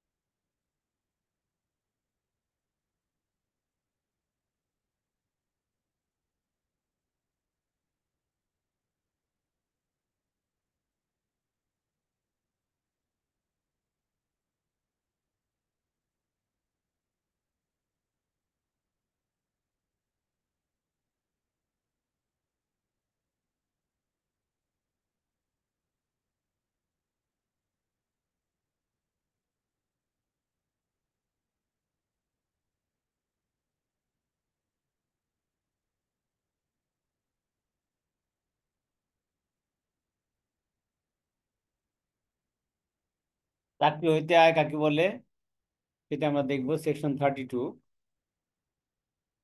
ধারা 1 এর উপধারা 2 এর বিধানাবলী সাপেক্ষে চাকরি হইতে আয় অর্থে নিম্নবর্ণিত আয় সমূহ অন্তর্ভুক্ত হইবে।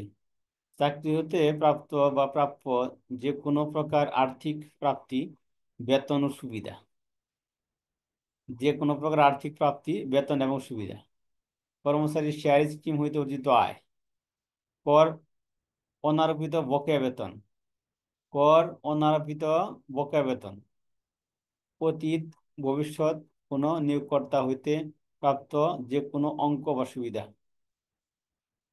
অতীত মানে আগের বা ভবিষ্যতের কোনো নিয়োগকর্তা হইতে প্রাপ্ত কোনো অঙ্ক বা সুবিধা, এগুলো হলো চাকরি হইতে আয়ের মধ্যে পড়বে।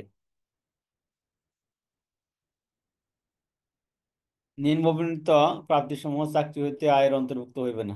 যেমন শেয়ার হোল্ডার পরিচালক নহে, শেয়ার হোল্ডার পরিচালক নহে এরূপ অন্য কোনো কর্মচারীর হার্ট, কিডনি, চক্ষু, লিভার, ক্যান্সার অপারেশন সংক্রান্ত চিকিৎসা ব্যয় বাবদ প্রাপ্ত অর্থ। শেয়ার হোল্ডার পরিচালক নহে, শেয়ার হোল্ডার পরিচালক তো আর স্টাফ না, কর্মচারী না। শেয়ার হোল্ডার পরিচালক নহে এরূপ কোনো ব্যক্তি ছাড়া যদি কারো হার্ট, হ্যাঁ, কিংবা কিডনি কিংবা চক্ষু কিংবা লিভার বা ক্যান্সার অপারেশন সংক্রান্ত চিকিৎসা ব্যয় বাবদ কোনো অর্থ দেয়া হয় তাহলে সেটা স্যালারির অন্তর্ভুক্ত হবে না। সম্পূর্ণ এবং কেবল চাকরির দায়িত্ব পরিপালনের জন্য প্রাপ্ত এবং ব্যয়িত যাতায়াত ভাতা, ভ্রমণ ভাতা এবং দৈনিক ভাতা। সম্পূর্ণভাবে চাকরির দায়িত্ব পালন অর্থে যদি কোনো ভাতা পাওয়া যায়, যেমন যাতায়াত ভাতা হতে পারে, ভ্রমণ ভাতা হতে পারে, দৈনিক ভাতা হতে পারে, সেগুলো বেতনের বা চাকরি হইতে আয়ের অন্তর্ভুক্ত হবে না।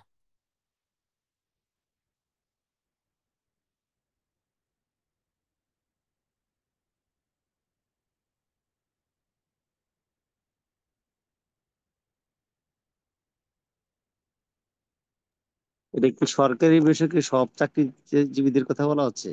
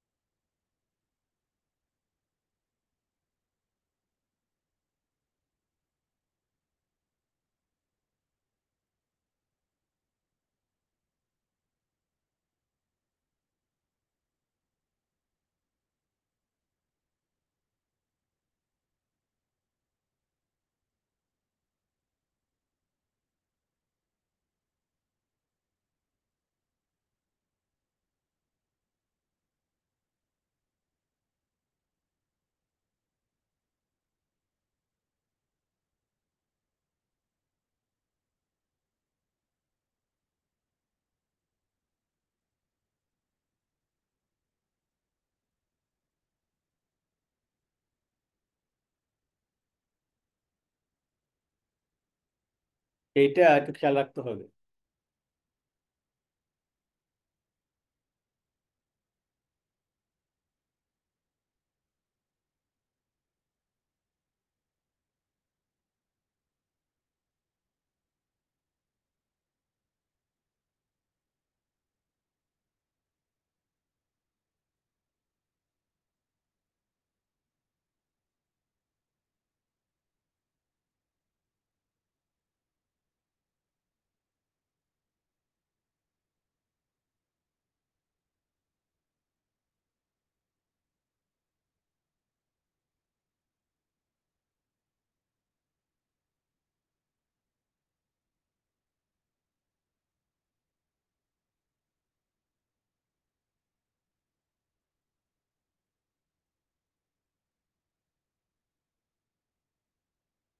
এটা কিন্তু মিক্স আপ থাকবে অনেক ক্ষেত্রে, অঙ্ক আসলে এটা আলাদা করতে হবে।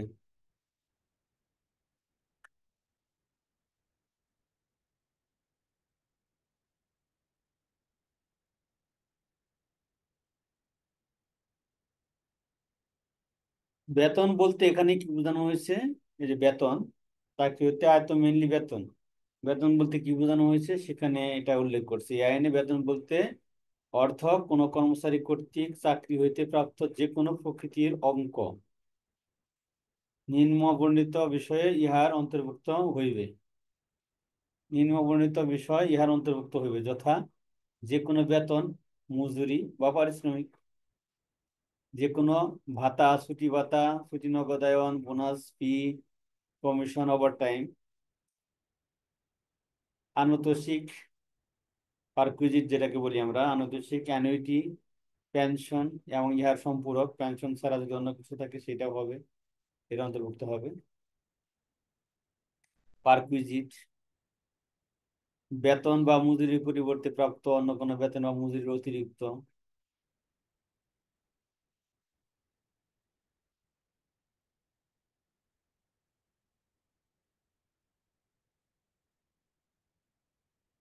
তাহলে বেতন মানে হলো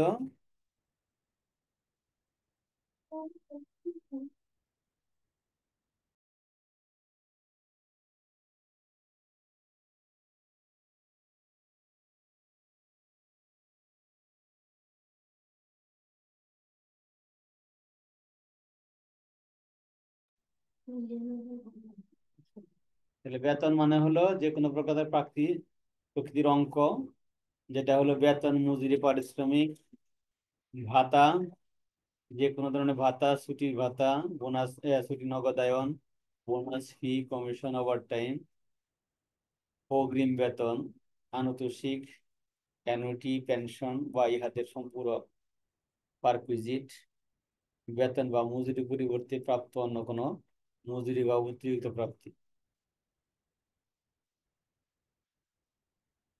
বেতন এবং মজুরির পরিবর্তে প্রাপ্তি বলতে কি বোঝায় এখানে আবার একটু ব্যাখ্যা করছেন। এই যে বেতন এবং মজুরির পরিবর্তে কি,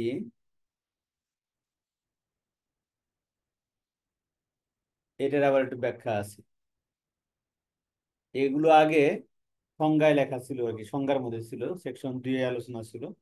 এখন এটা যেখানে যেখানে রিলেভেন্ট সেখানে সেখানে আলোচনা করে দিছে। এটা অবশ্যই একদিক থেকে ভালোই করছে।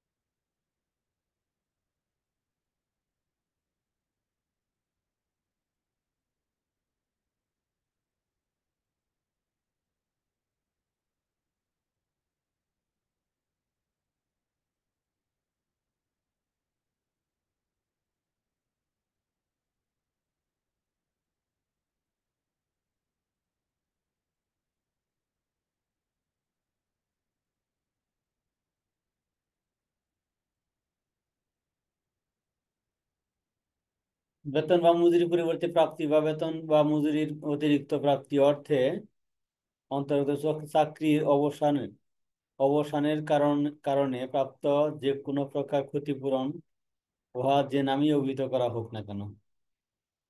চাকরি অবসান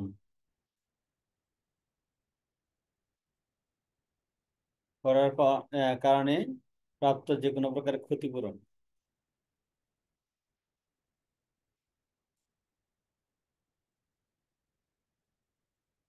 ভবিষ্যৎ তহবিল অন্য কোনো তহবিলে কর্মচারীর অনুদানের অংশ ব্যতীত অবশিষ্ট অংশ। প্রভিডেন্ট ফান্ডে কর্মচারী যে টাকাটা দেয় ওইটা না, স্টাফ যে টাকাটা এমপ্লয়ার যে টাকাটা দেয় সেটার কথা বলছে। প্রভিডেন্ট ফান্ডে এমপ্লয়ার যে কন্ট্রিবিউশন, সেই কন্ট্রিবিউশনটা বেতনের পরিবর্তে প্রাপ্তি হিসেবে বিবেচিত।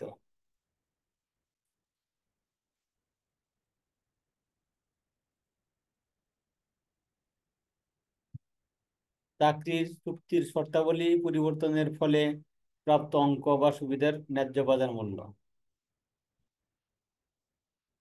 চাকরিতে যোগদানকালে বা চাকরির অন্য কোনো শর্তের অধীন প্রাপ্ত অঙ্ক সুবিধাদির ন্যায্য বাজার মূল্য। এটা দুইটা হয়, অনেক ক্ষেত্রে জয়নিং বোনাস নেয় অনেক। জয়নিং বোনাসটাও মজুরির পরিবর্তে প্রাপ্তি হিসেবে বিবেচিত হবে। কিংবা চাকরি কোনো শর্ত পরিবর্তন করলেও যদি কোনো বোনাস পায়, বেতন পায়, সেটাকেও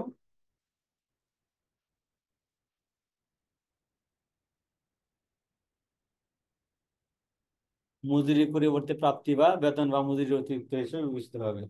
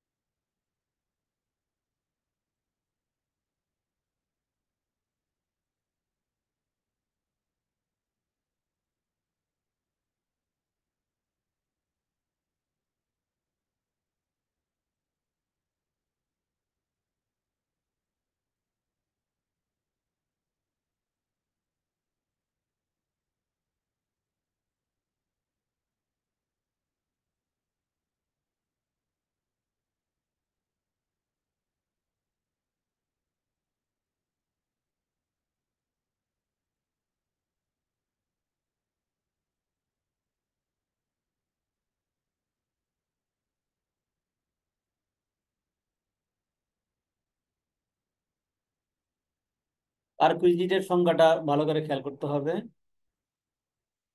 পারকুইজিট এটা নিয়ে, এটা এটা হলো দুই জায়গায় কাজে লাগে। একটা হলো কোম্পানির ক্ষেত্রে, কোম্পানির ইনকাম নির্ধারণ করার ক্ষেত্রে আমরা জানি যে পারকুইজিট 10 লাখ টাকা পার স্টাফ পার ইয়ার, এটা হলো অ্যালাউবল পারকুইজিট।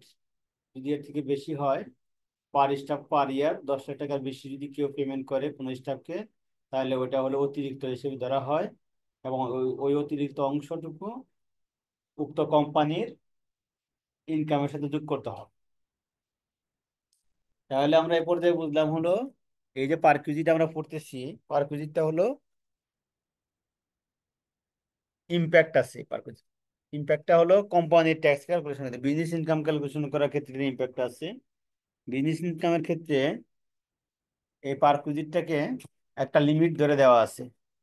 10 লাখ টাকার বেশি হইলে এটা এটার উপর ট্যাক্স দিতে হয়। এটা মেনলি ইনকাম ফ্রম বিজনেস আর প্রফেশনের ক্ষেত্রে প্রযোজ্য। এই পারকুইজিটটা এখন আমরা যেটা আলোচনা করতেছি এটা হলো ইনকাম ফ্রম বিজনেস ক্যালকুলেশনের ক্ষেত্রে প্রযোজ্য। প্রতি স্টাফ পার ইয়ার 10 লাখ টাকার উপরে যদি কেউ পারকুইজিট দেয়, পেমেন্ট করে, সালাম আলাইকুম তাহলে স্যার। সেটার উপরে ট্যাক্স দিতে হয়। উক্ত বিজনেস ইনকামের সাথে যোগ করে ট্যাক্স দিতে হয়। জি, হ্যালো। স্যার কোম্পানির ক্ষেত্রে স্যার 10 লাখ কি সবার জন্য ফিক্সড, নাকি ডিজেবল পার্সনদের জন্য কি এটা বেশি পরিমাণ আছে, যে না, ডিজেবল পার্সনদের এখানে প্যাকেজে? ডিজেবল পার্সনের কোনো লিমিট নাই, স্কোপ নাই। ডিজেবল ও পার্সনের আচ্ছা, জন্য এখানে কোনো ধরনের সুবিধা ঠিক নেই। আছে স্যার। আইসিএবির বইতে একটা আগের বছরের প্রশ্ন সলিউশন ওইখানে 25 লাখ টাকা পর্যন্ত ডিজেবল পার্সনদের জন্য 25 লাখ টাকা পর্যন্ত একটা দেওয়া ছিল, এই জন্য জিজ্ঞাসা করি। ঠিক আছে স্যার, থ্যাংক ইউ স্যার। এটা একটু আমরা একটু পরে পড়লেই বুঝবো। আমার জানা নেই যে ডিজেবলের জন্য, বাট এটা একটা কন্ডিশন আছে, যদি কেউ ডিসেবল অথবা ট্রান্সজেন্ডার, ওই যে যেগুলো মানে তৃতীয় লিঙ্গ আমরা বলি, হ্যাঁ, এদেরকে যদি অ্যাপয়েন্টমেন্ট দেওয়া হয়, সেটা যদি টোটাল স্টাফের 5% or 10% হয়, তাহলে সেই ক্ষেত্রে একটা ট্যাক্স রিলিফ আছে। হ্যাঁ, 5% or 10% অফ ট্যাক্স লায়াবিলিটির একটা ওয়েভার আছে, হ্যাঁ, এক্সাম্পশন আছে। সেটা ওটা আমরা সামনে হয়তো পড়বো স্পেসিফিক, বাট পারকুইজিটের ক্ষেত্রে আছে বলে আমার মনে পড়ে না।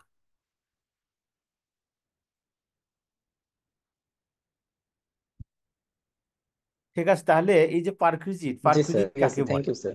হ্যাঁ, পারকুইজিট বলে হলো, হ্যাঁ, কোনো একটা সুবিধা, অর্থ নিয়োগকর্তা কর্তৃক কর্মচারীকে প্রদত্ত ইনসেন্টিভ বোনাস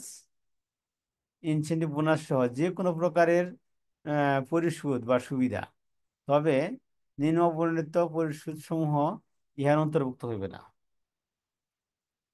পারকুইজিট অর্থ হলো নিয়োগকর্তা কর্তৃক কর্মচারীকে প্রদত্ত incentive bonus, performance bonus, profit bonus, whatever you call, ওটাকে ইনসেন্টিভ বোনাসই বলা হয়। হ্যাঁ, হ্যাঁ, নিয়োগকর্তা কর্তৃক কর্মচারীকে প্রদত্ত ইনসেন্টিভ বোনাস সহ যে কোনো প্রকারের পরিশোধ এবং সুবিধাকে বলা হয় পারকুইজিট বলা হয়। এখন এই পারকুইজিটের থেকে নিচের বিষয়গুলো বাদ দিতে হয়।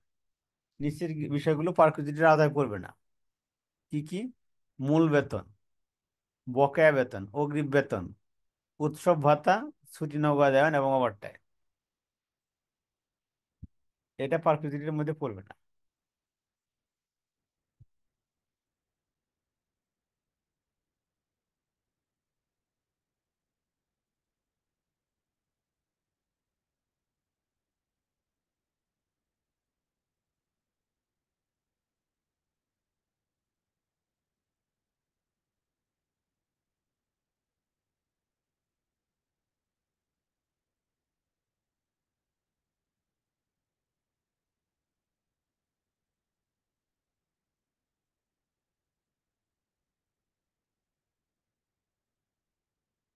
এখন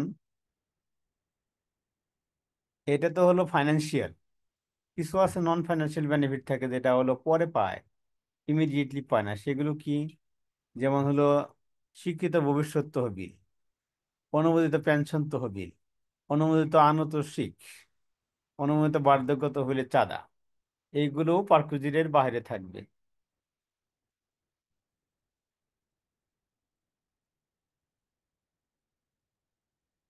তাহলে আমরা যদি দেখি পারকুইজিটের দুইটা পার্ট, একটা পার্ট হলো ক্যাশ রিলেটেড, ক্যাশ দেয়, যেমন মূল বেতন, বকেয়া বেতন, অগ্রিম বেতন, উৎসব ভাতা মানে ফেস্টিভ্যাল বোনাস, তারপরে ক্যাশ মানে লিভ এনক্যাশমেন্ট, ওভার টাইম, এইগুলো পারকুইজিটের মধ্যে পড়বে না। এইগুলো নর্মালি ক্যাশ ইন ফর্মে দেওয়া হয়, ক্যাশ ফর্মে।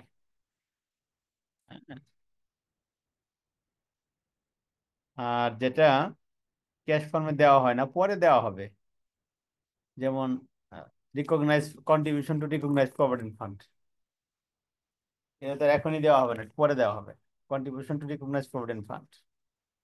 তারপরে হলো অ্যাপ্রুভ পেনশন ফান্ড, তারপরে recognise gratuity fund and recognise or approve superannuation fund. এই চারটা ফান্ডে যে কন্ট্রিবিউশন, সেই কন্ট্রিবিউশনটাও পারকুইজিটের মধ্যে পড়বে না, পারকুইজিটের বাইরে থাকবে। এখানে এই যে পারকুইজিট, এখানে যে আমরা বললাম না মূল বেতন, এই মূল বেতনের আবার সংজ্ঞা দিচ্ছে এখানে। মূল বেতন অর্থ মাসিক বা অন্য প্রকারে প্রদেয় বেতন, যাহার ভিত্তিতে অন্যান্য ভাতা সুবিধা নির্ধারিত হয়, তবে নিম্ন বর্ণিত ভাতা বা সুবিধাদি ইহার অন্তর্ভুক্ত হইবে না। মূল বেতন মানে হলো যার ভিত্তিতে অন্যান্য ভাতাদি নির্ধারিত হয়। তার মানে যেমন কি কি ভাতা নির্ধারিত হয়, যেমন প্রভিডেন্ট ফান্ডের কন্ট্রিবিউশনটা নির্ধারিত হয় মূল বেতনের উপরে।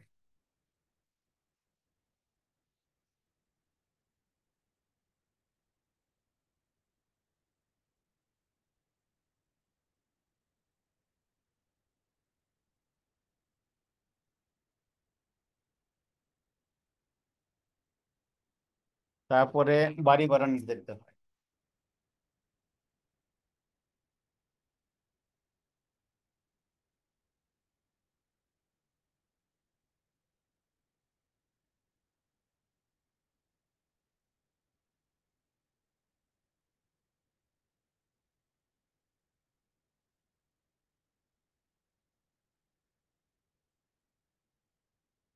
কনভেন্স অ্যালাউন্স অনেক ক্ষেত্রে নির্ধারিত হয়। এইগুলো যেই বেতনের উপরে অন্যান্য ভাতাদি নির্ধারিত হয় সেটাকে বলা হয় মূল বেতন। বাট এই মূল বেতনের অন্তর্ভুক্ত হবে না কি কি? সকল প্রকার ভাতা, পারকুইজিট, অ্যানুইটি, বোনাস এবং সুবিধা, এবং নিয়োগকর্তা কর্তৃক কর্মচারীর বিভিন্ন তহবিলে প্রদত্ত চাঁদা, যে চাঁদাগুলো দেয় সেটাও মূল বেতনের হিসেবে বিবেচিত হবে না। তাহলে আমাদের এটুকু জেনে রাখলেই হবে, মূল বেতন মানে হলো যেই বেতনের উপর ভিত্তি করে অন্যান্য ভাতাদি নির্ধারণ করা হয়, এটা হলো মূল বেতন। যেমন বাড়ি ভাড়া নির্ধারণ করা হয়, প্রভিডেন্ট ফান্ড নির্ধারণ করা হয়, বোনাস নির্ধারণ করা হয়, বিশেষ করে ফেস্টিভ্যাল বোনাস। হ্যাঁ, ওয়ান বেসিক মানে হলো যেটা মূল বেতন, সেটা, এগুলো নির্ধারণ করা হয়।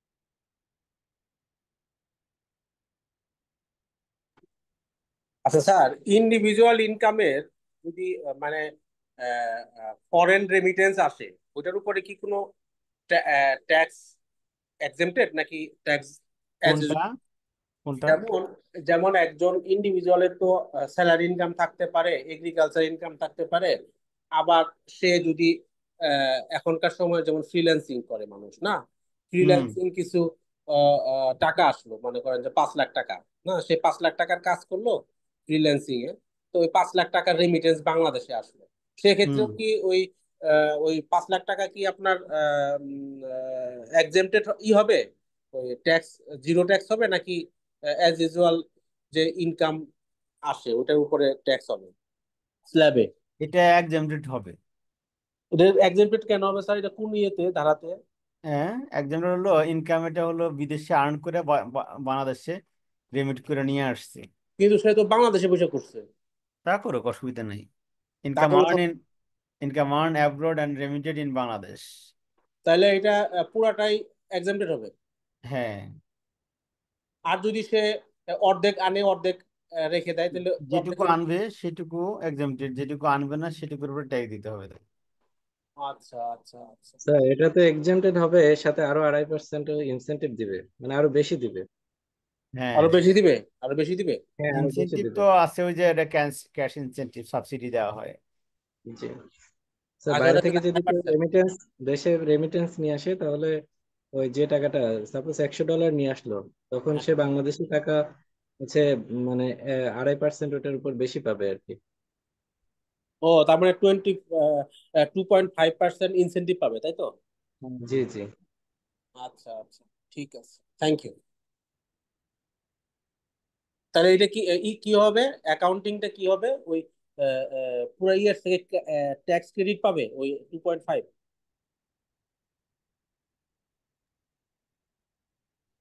ট্যাক্সটা না, ওই সাবসিডি দিবে হলো 2.5%। হ্যাঁ, তো সাবসিডি যদি 2.5% দেয়, তাহলে আমার তো মনে করেন স্যার ট্যাক্স লায়াবিলিটি আসলো 5,000 টাকা। হ্যাঁ, আর ইনসেন্টিভ আসে হলো 500 টাকা। তাহলে কি আমি ওই 500 টাকা ট্যাক্স ক্রেডিট পাবো, নাকি ওটা আলাদা হিসাব? বুঝি নেই। না না, আপনি 550 টাকা আপনি ইনকাম দেখাবেন, ফরেন রেমিটেন্স ইনকাম দেখাবেন 550, আবার হ্যাঁ, ওইটা আপনি এক্সেম্পটেড দেখাবেন, তার মানে ওইটা আপনি ট্যাক্সেবল ইনকামের মধ্যে আসবে না। আচ্ছা আচ্ছা, ওরা ইনকাম দেখাবো, তাই তো? ওইটা ওই রিটার্নে ইনসেনটিভটা দেখাবেন, কিন্তু, রিটার্নে দেখান। বাট ওই ইনসেনটিভটা কিন্তু ইনকামে পড়বে। আচ্ছা আচ্ছা আচ্ছা আচ্ছা, ওটা আবার ইনকামে পড়বে। হ্যাঁ হ্যাঁ, হ্যাঁ, বুঝছি। আচ্ছা, ঠিক আছে, thank you, thank you. Incentive যে কোনো ধরনের ইনসেনটিভ রিসিভড ওটা ইনকামে যাবে। আচ্ছা,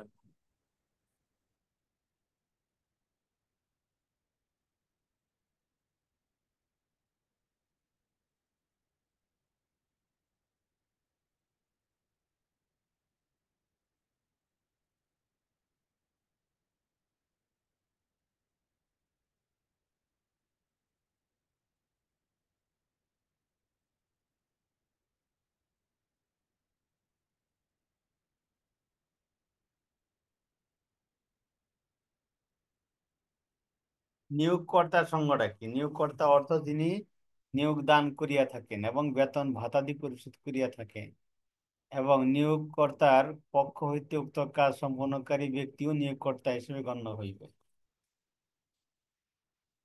তার মানে হলো নিয়োগকর্তা হলো একটা কোম্পানিতে এমডি, চেয়ারম্যান হতে পারে, এমডি হতে পারে চেয়ারম্যান।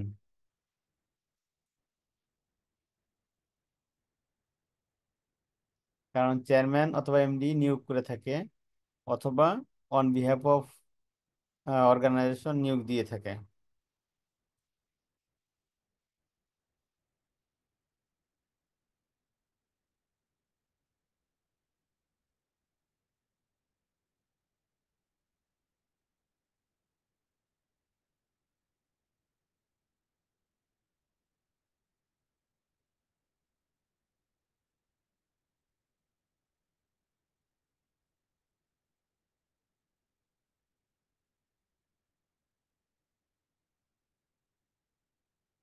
পারকুজিট নিয়ে এখানে একটা আলোচনা আছে।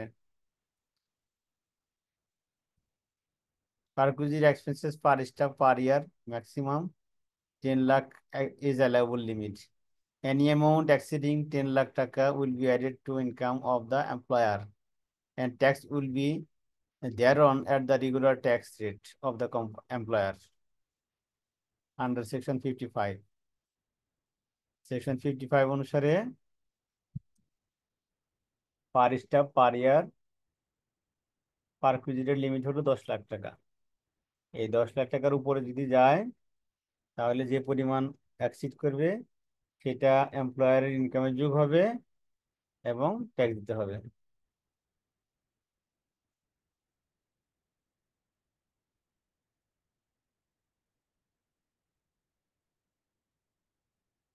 সেকশন 55 এখানে জাস্ট একটা চার্ট দেওয়া আছে, এটা আপনাদের বইয়েও দেওয়া আছে, আইসিবি ম্যানুয়ালে দেওয়া আছে এটা।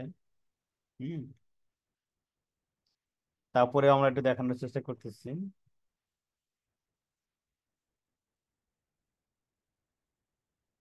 বেসিক স্যালারি, এটা স্যালারি, পারকুজিট না। ডিয়ারনেস অ্যালাউন্স, এটা পারকুজিট। ফেস্টিভ্যাল বোনাস পারকুজিট না, এটা স্যালারি। পারফরমেন্স বোনাস, এটা হলো perquisite.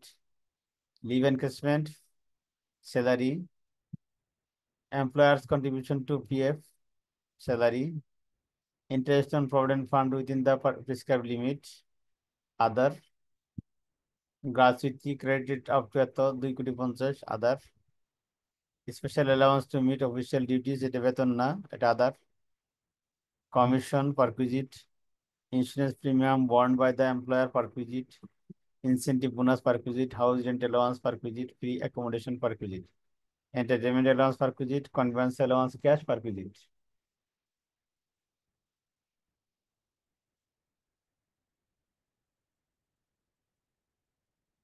Car provided by the employer for personal use perquisite, availing free pick up and drop at a Kiswine, other leave passes perquisite, entertainment allowance perquisite, medical cash allowance perquisite, other allowance perquisite. Any other obligation of the employee, house rent, mali, borne by the employer perquisite.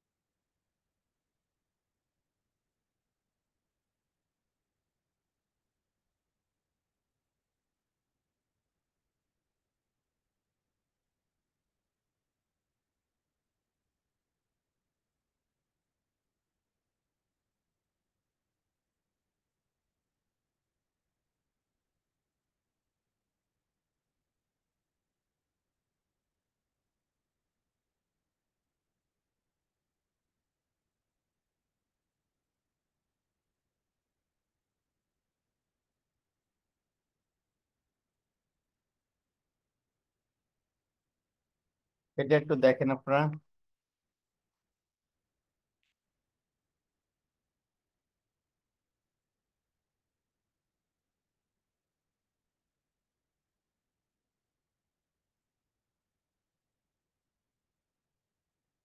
Basic salary, festival bonus, house rent allowance, conveyance allowance, contribution to recognized provident fund, entertainment allowance, free accommodation, telephone bill, utilities।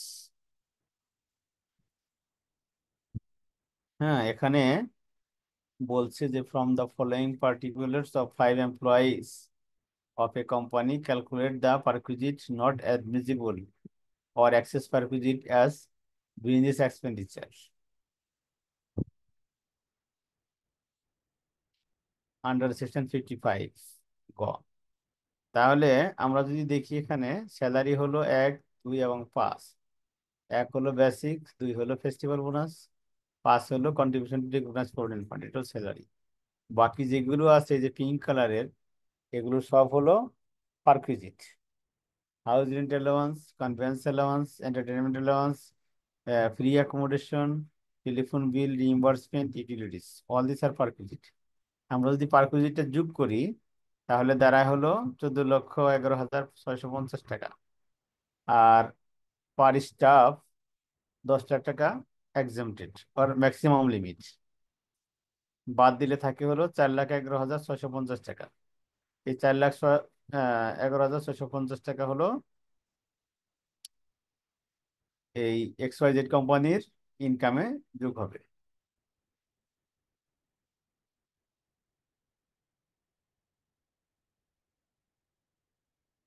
এখানে যেহেতু staff আছে কজন, 1, 2, 3, 4, 5, 5 জন, তাহলে বাকিদের D, C এবং D এদের নাই, পারকুইজিট access পারকুইজিট হয় নাই, বাট ইর ক্ষেত্রে হয়েছে 24,000। তাহলে এর অ্যাক্সেস পারকুইজিট হবে এই কোম্পানির এই 24,000 প্লাস হলো এই 4,11,650 যোগ করে যেটা হয় সেটা তার টোটাল ইনকামের সাথে যোগ হয়ে ট্যাক্স হয়। আর যদি কোম্পানির লস হয় তাহলে শুধুমাত্র এই অ্যাক্সেস পারকুইজিটির উপরে ট্যাক্স হবে। এই কথাটা কি বুঝতে পারছেন আমি কি বললাম এখন? আর লস কি লাভের সাথে অ্যাডজাস্ট হবে না? না, এটা কিন্তু লাভের সাথে অ্যাডজাস্ট হবে না। এনি ডিসঅ্যালাউন্সেস অফ এক্সপেন্সেস, যেগুলো এক্সপেন্স ডিসঅ্যালাউ আর এক্সেস, এগুলো কিন্তু লসের সাথে অ্যাডজাস্ট হবে না। লাভ হলে যোগ হবে, অসুবিধা নেই, বাট লসের হলে এগুলো মিনিমাম ট্যাক্স দিতে হবে।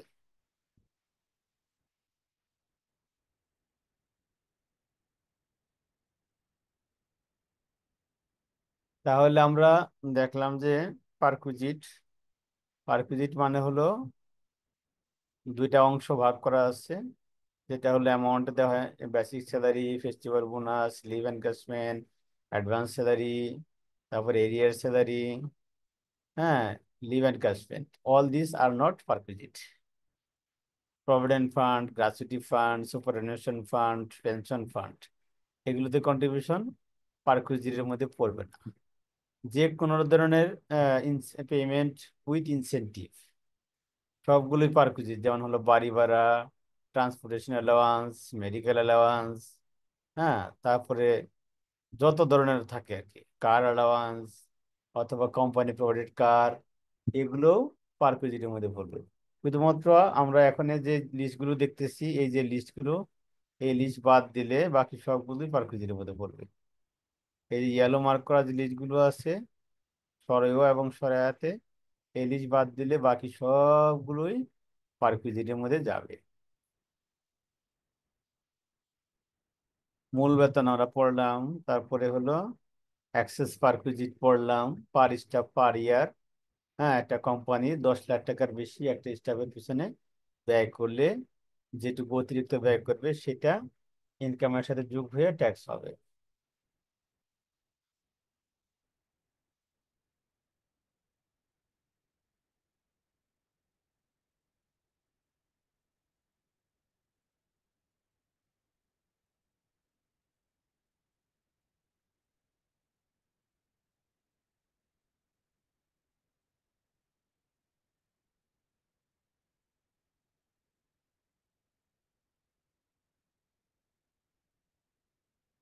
নিয়োগকর্তা সম্বন্ধে আমাদের একটু ধারণা নেওয়া হলো। নিয়োগকর্তা কাকে বলে?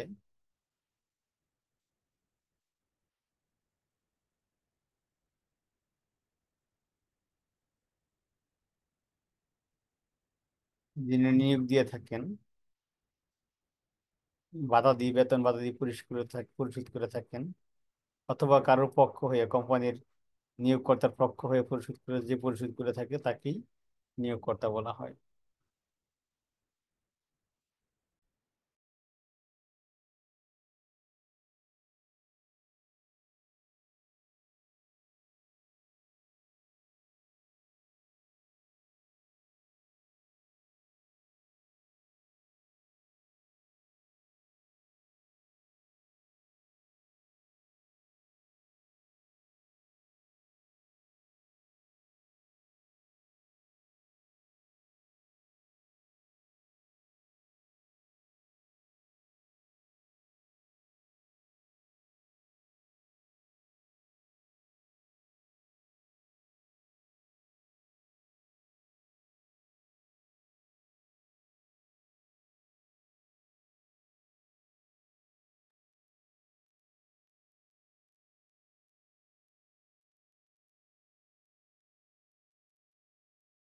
আমরা আজকে যেটুকু পড়ালাম এই পর্যন্ত, তোমাদের আপনাদের কি কোনো কোশ্চেন আছে?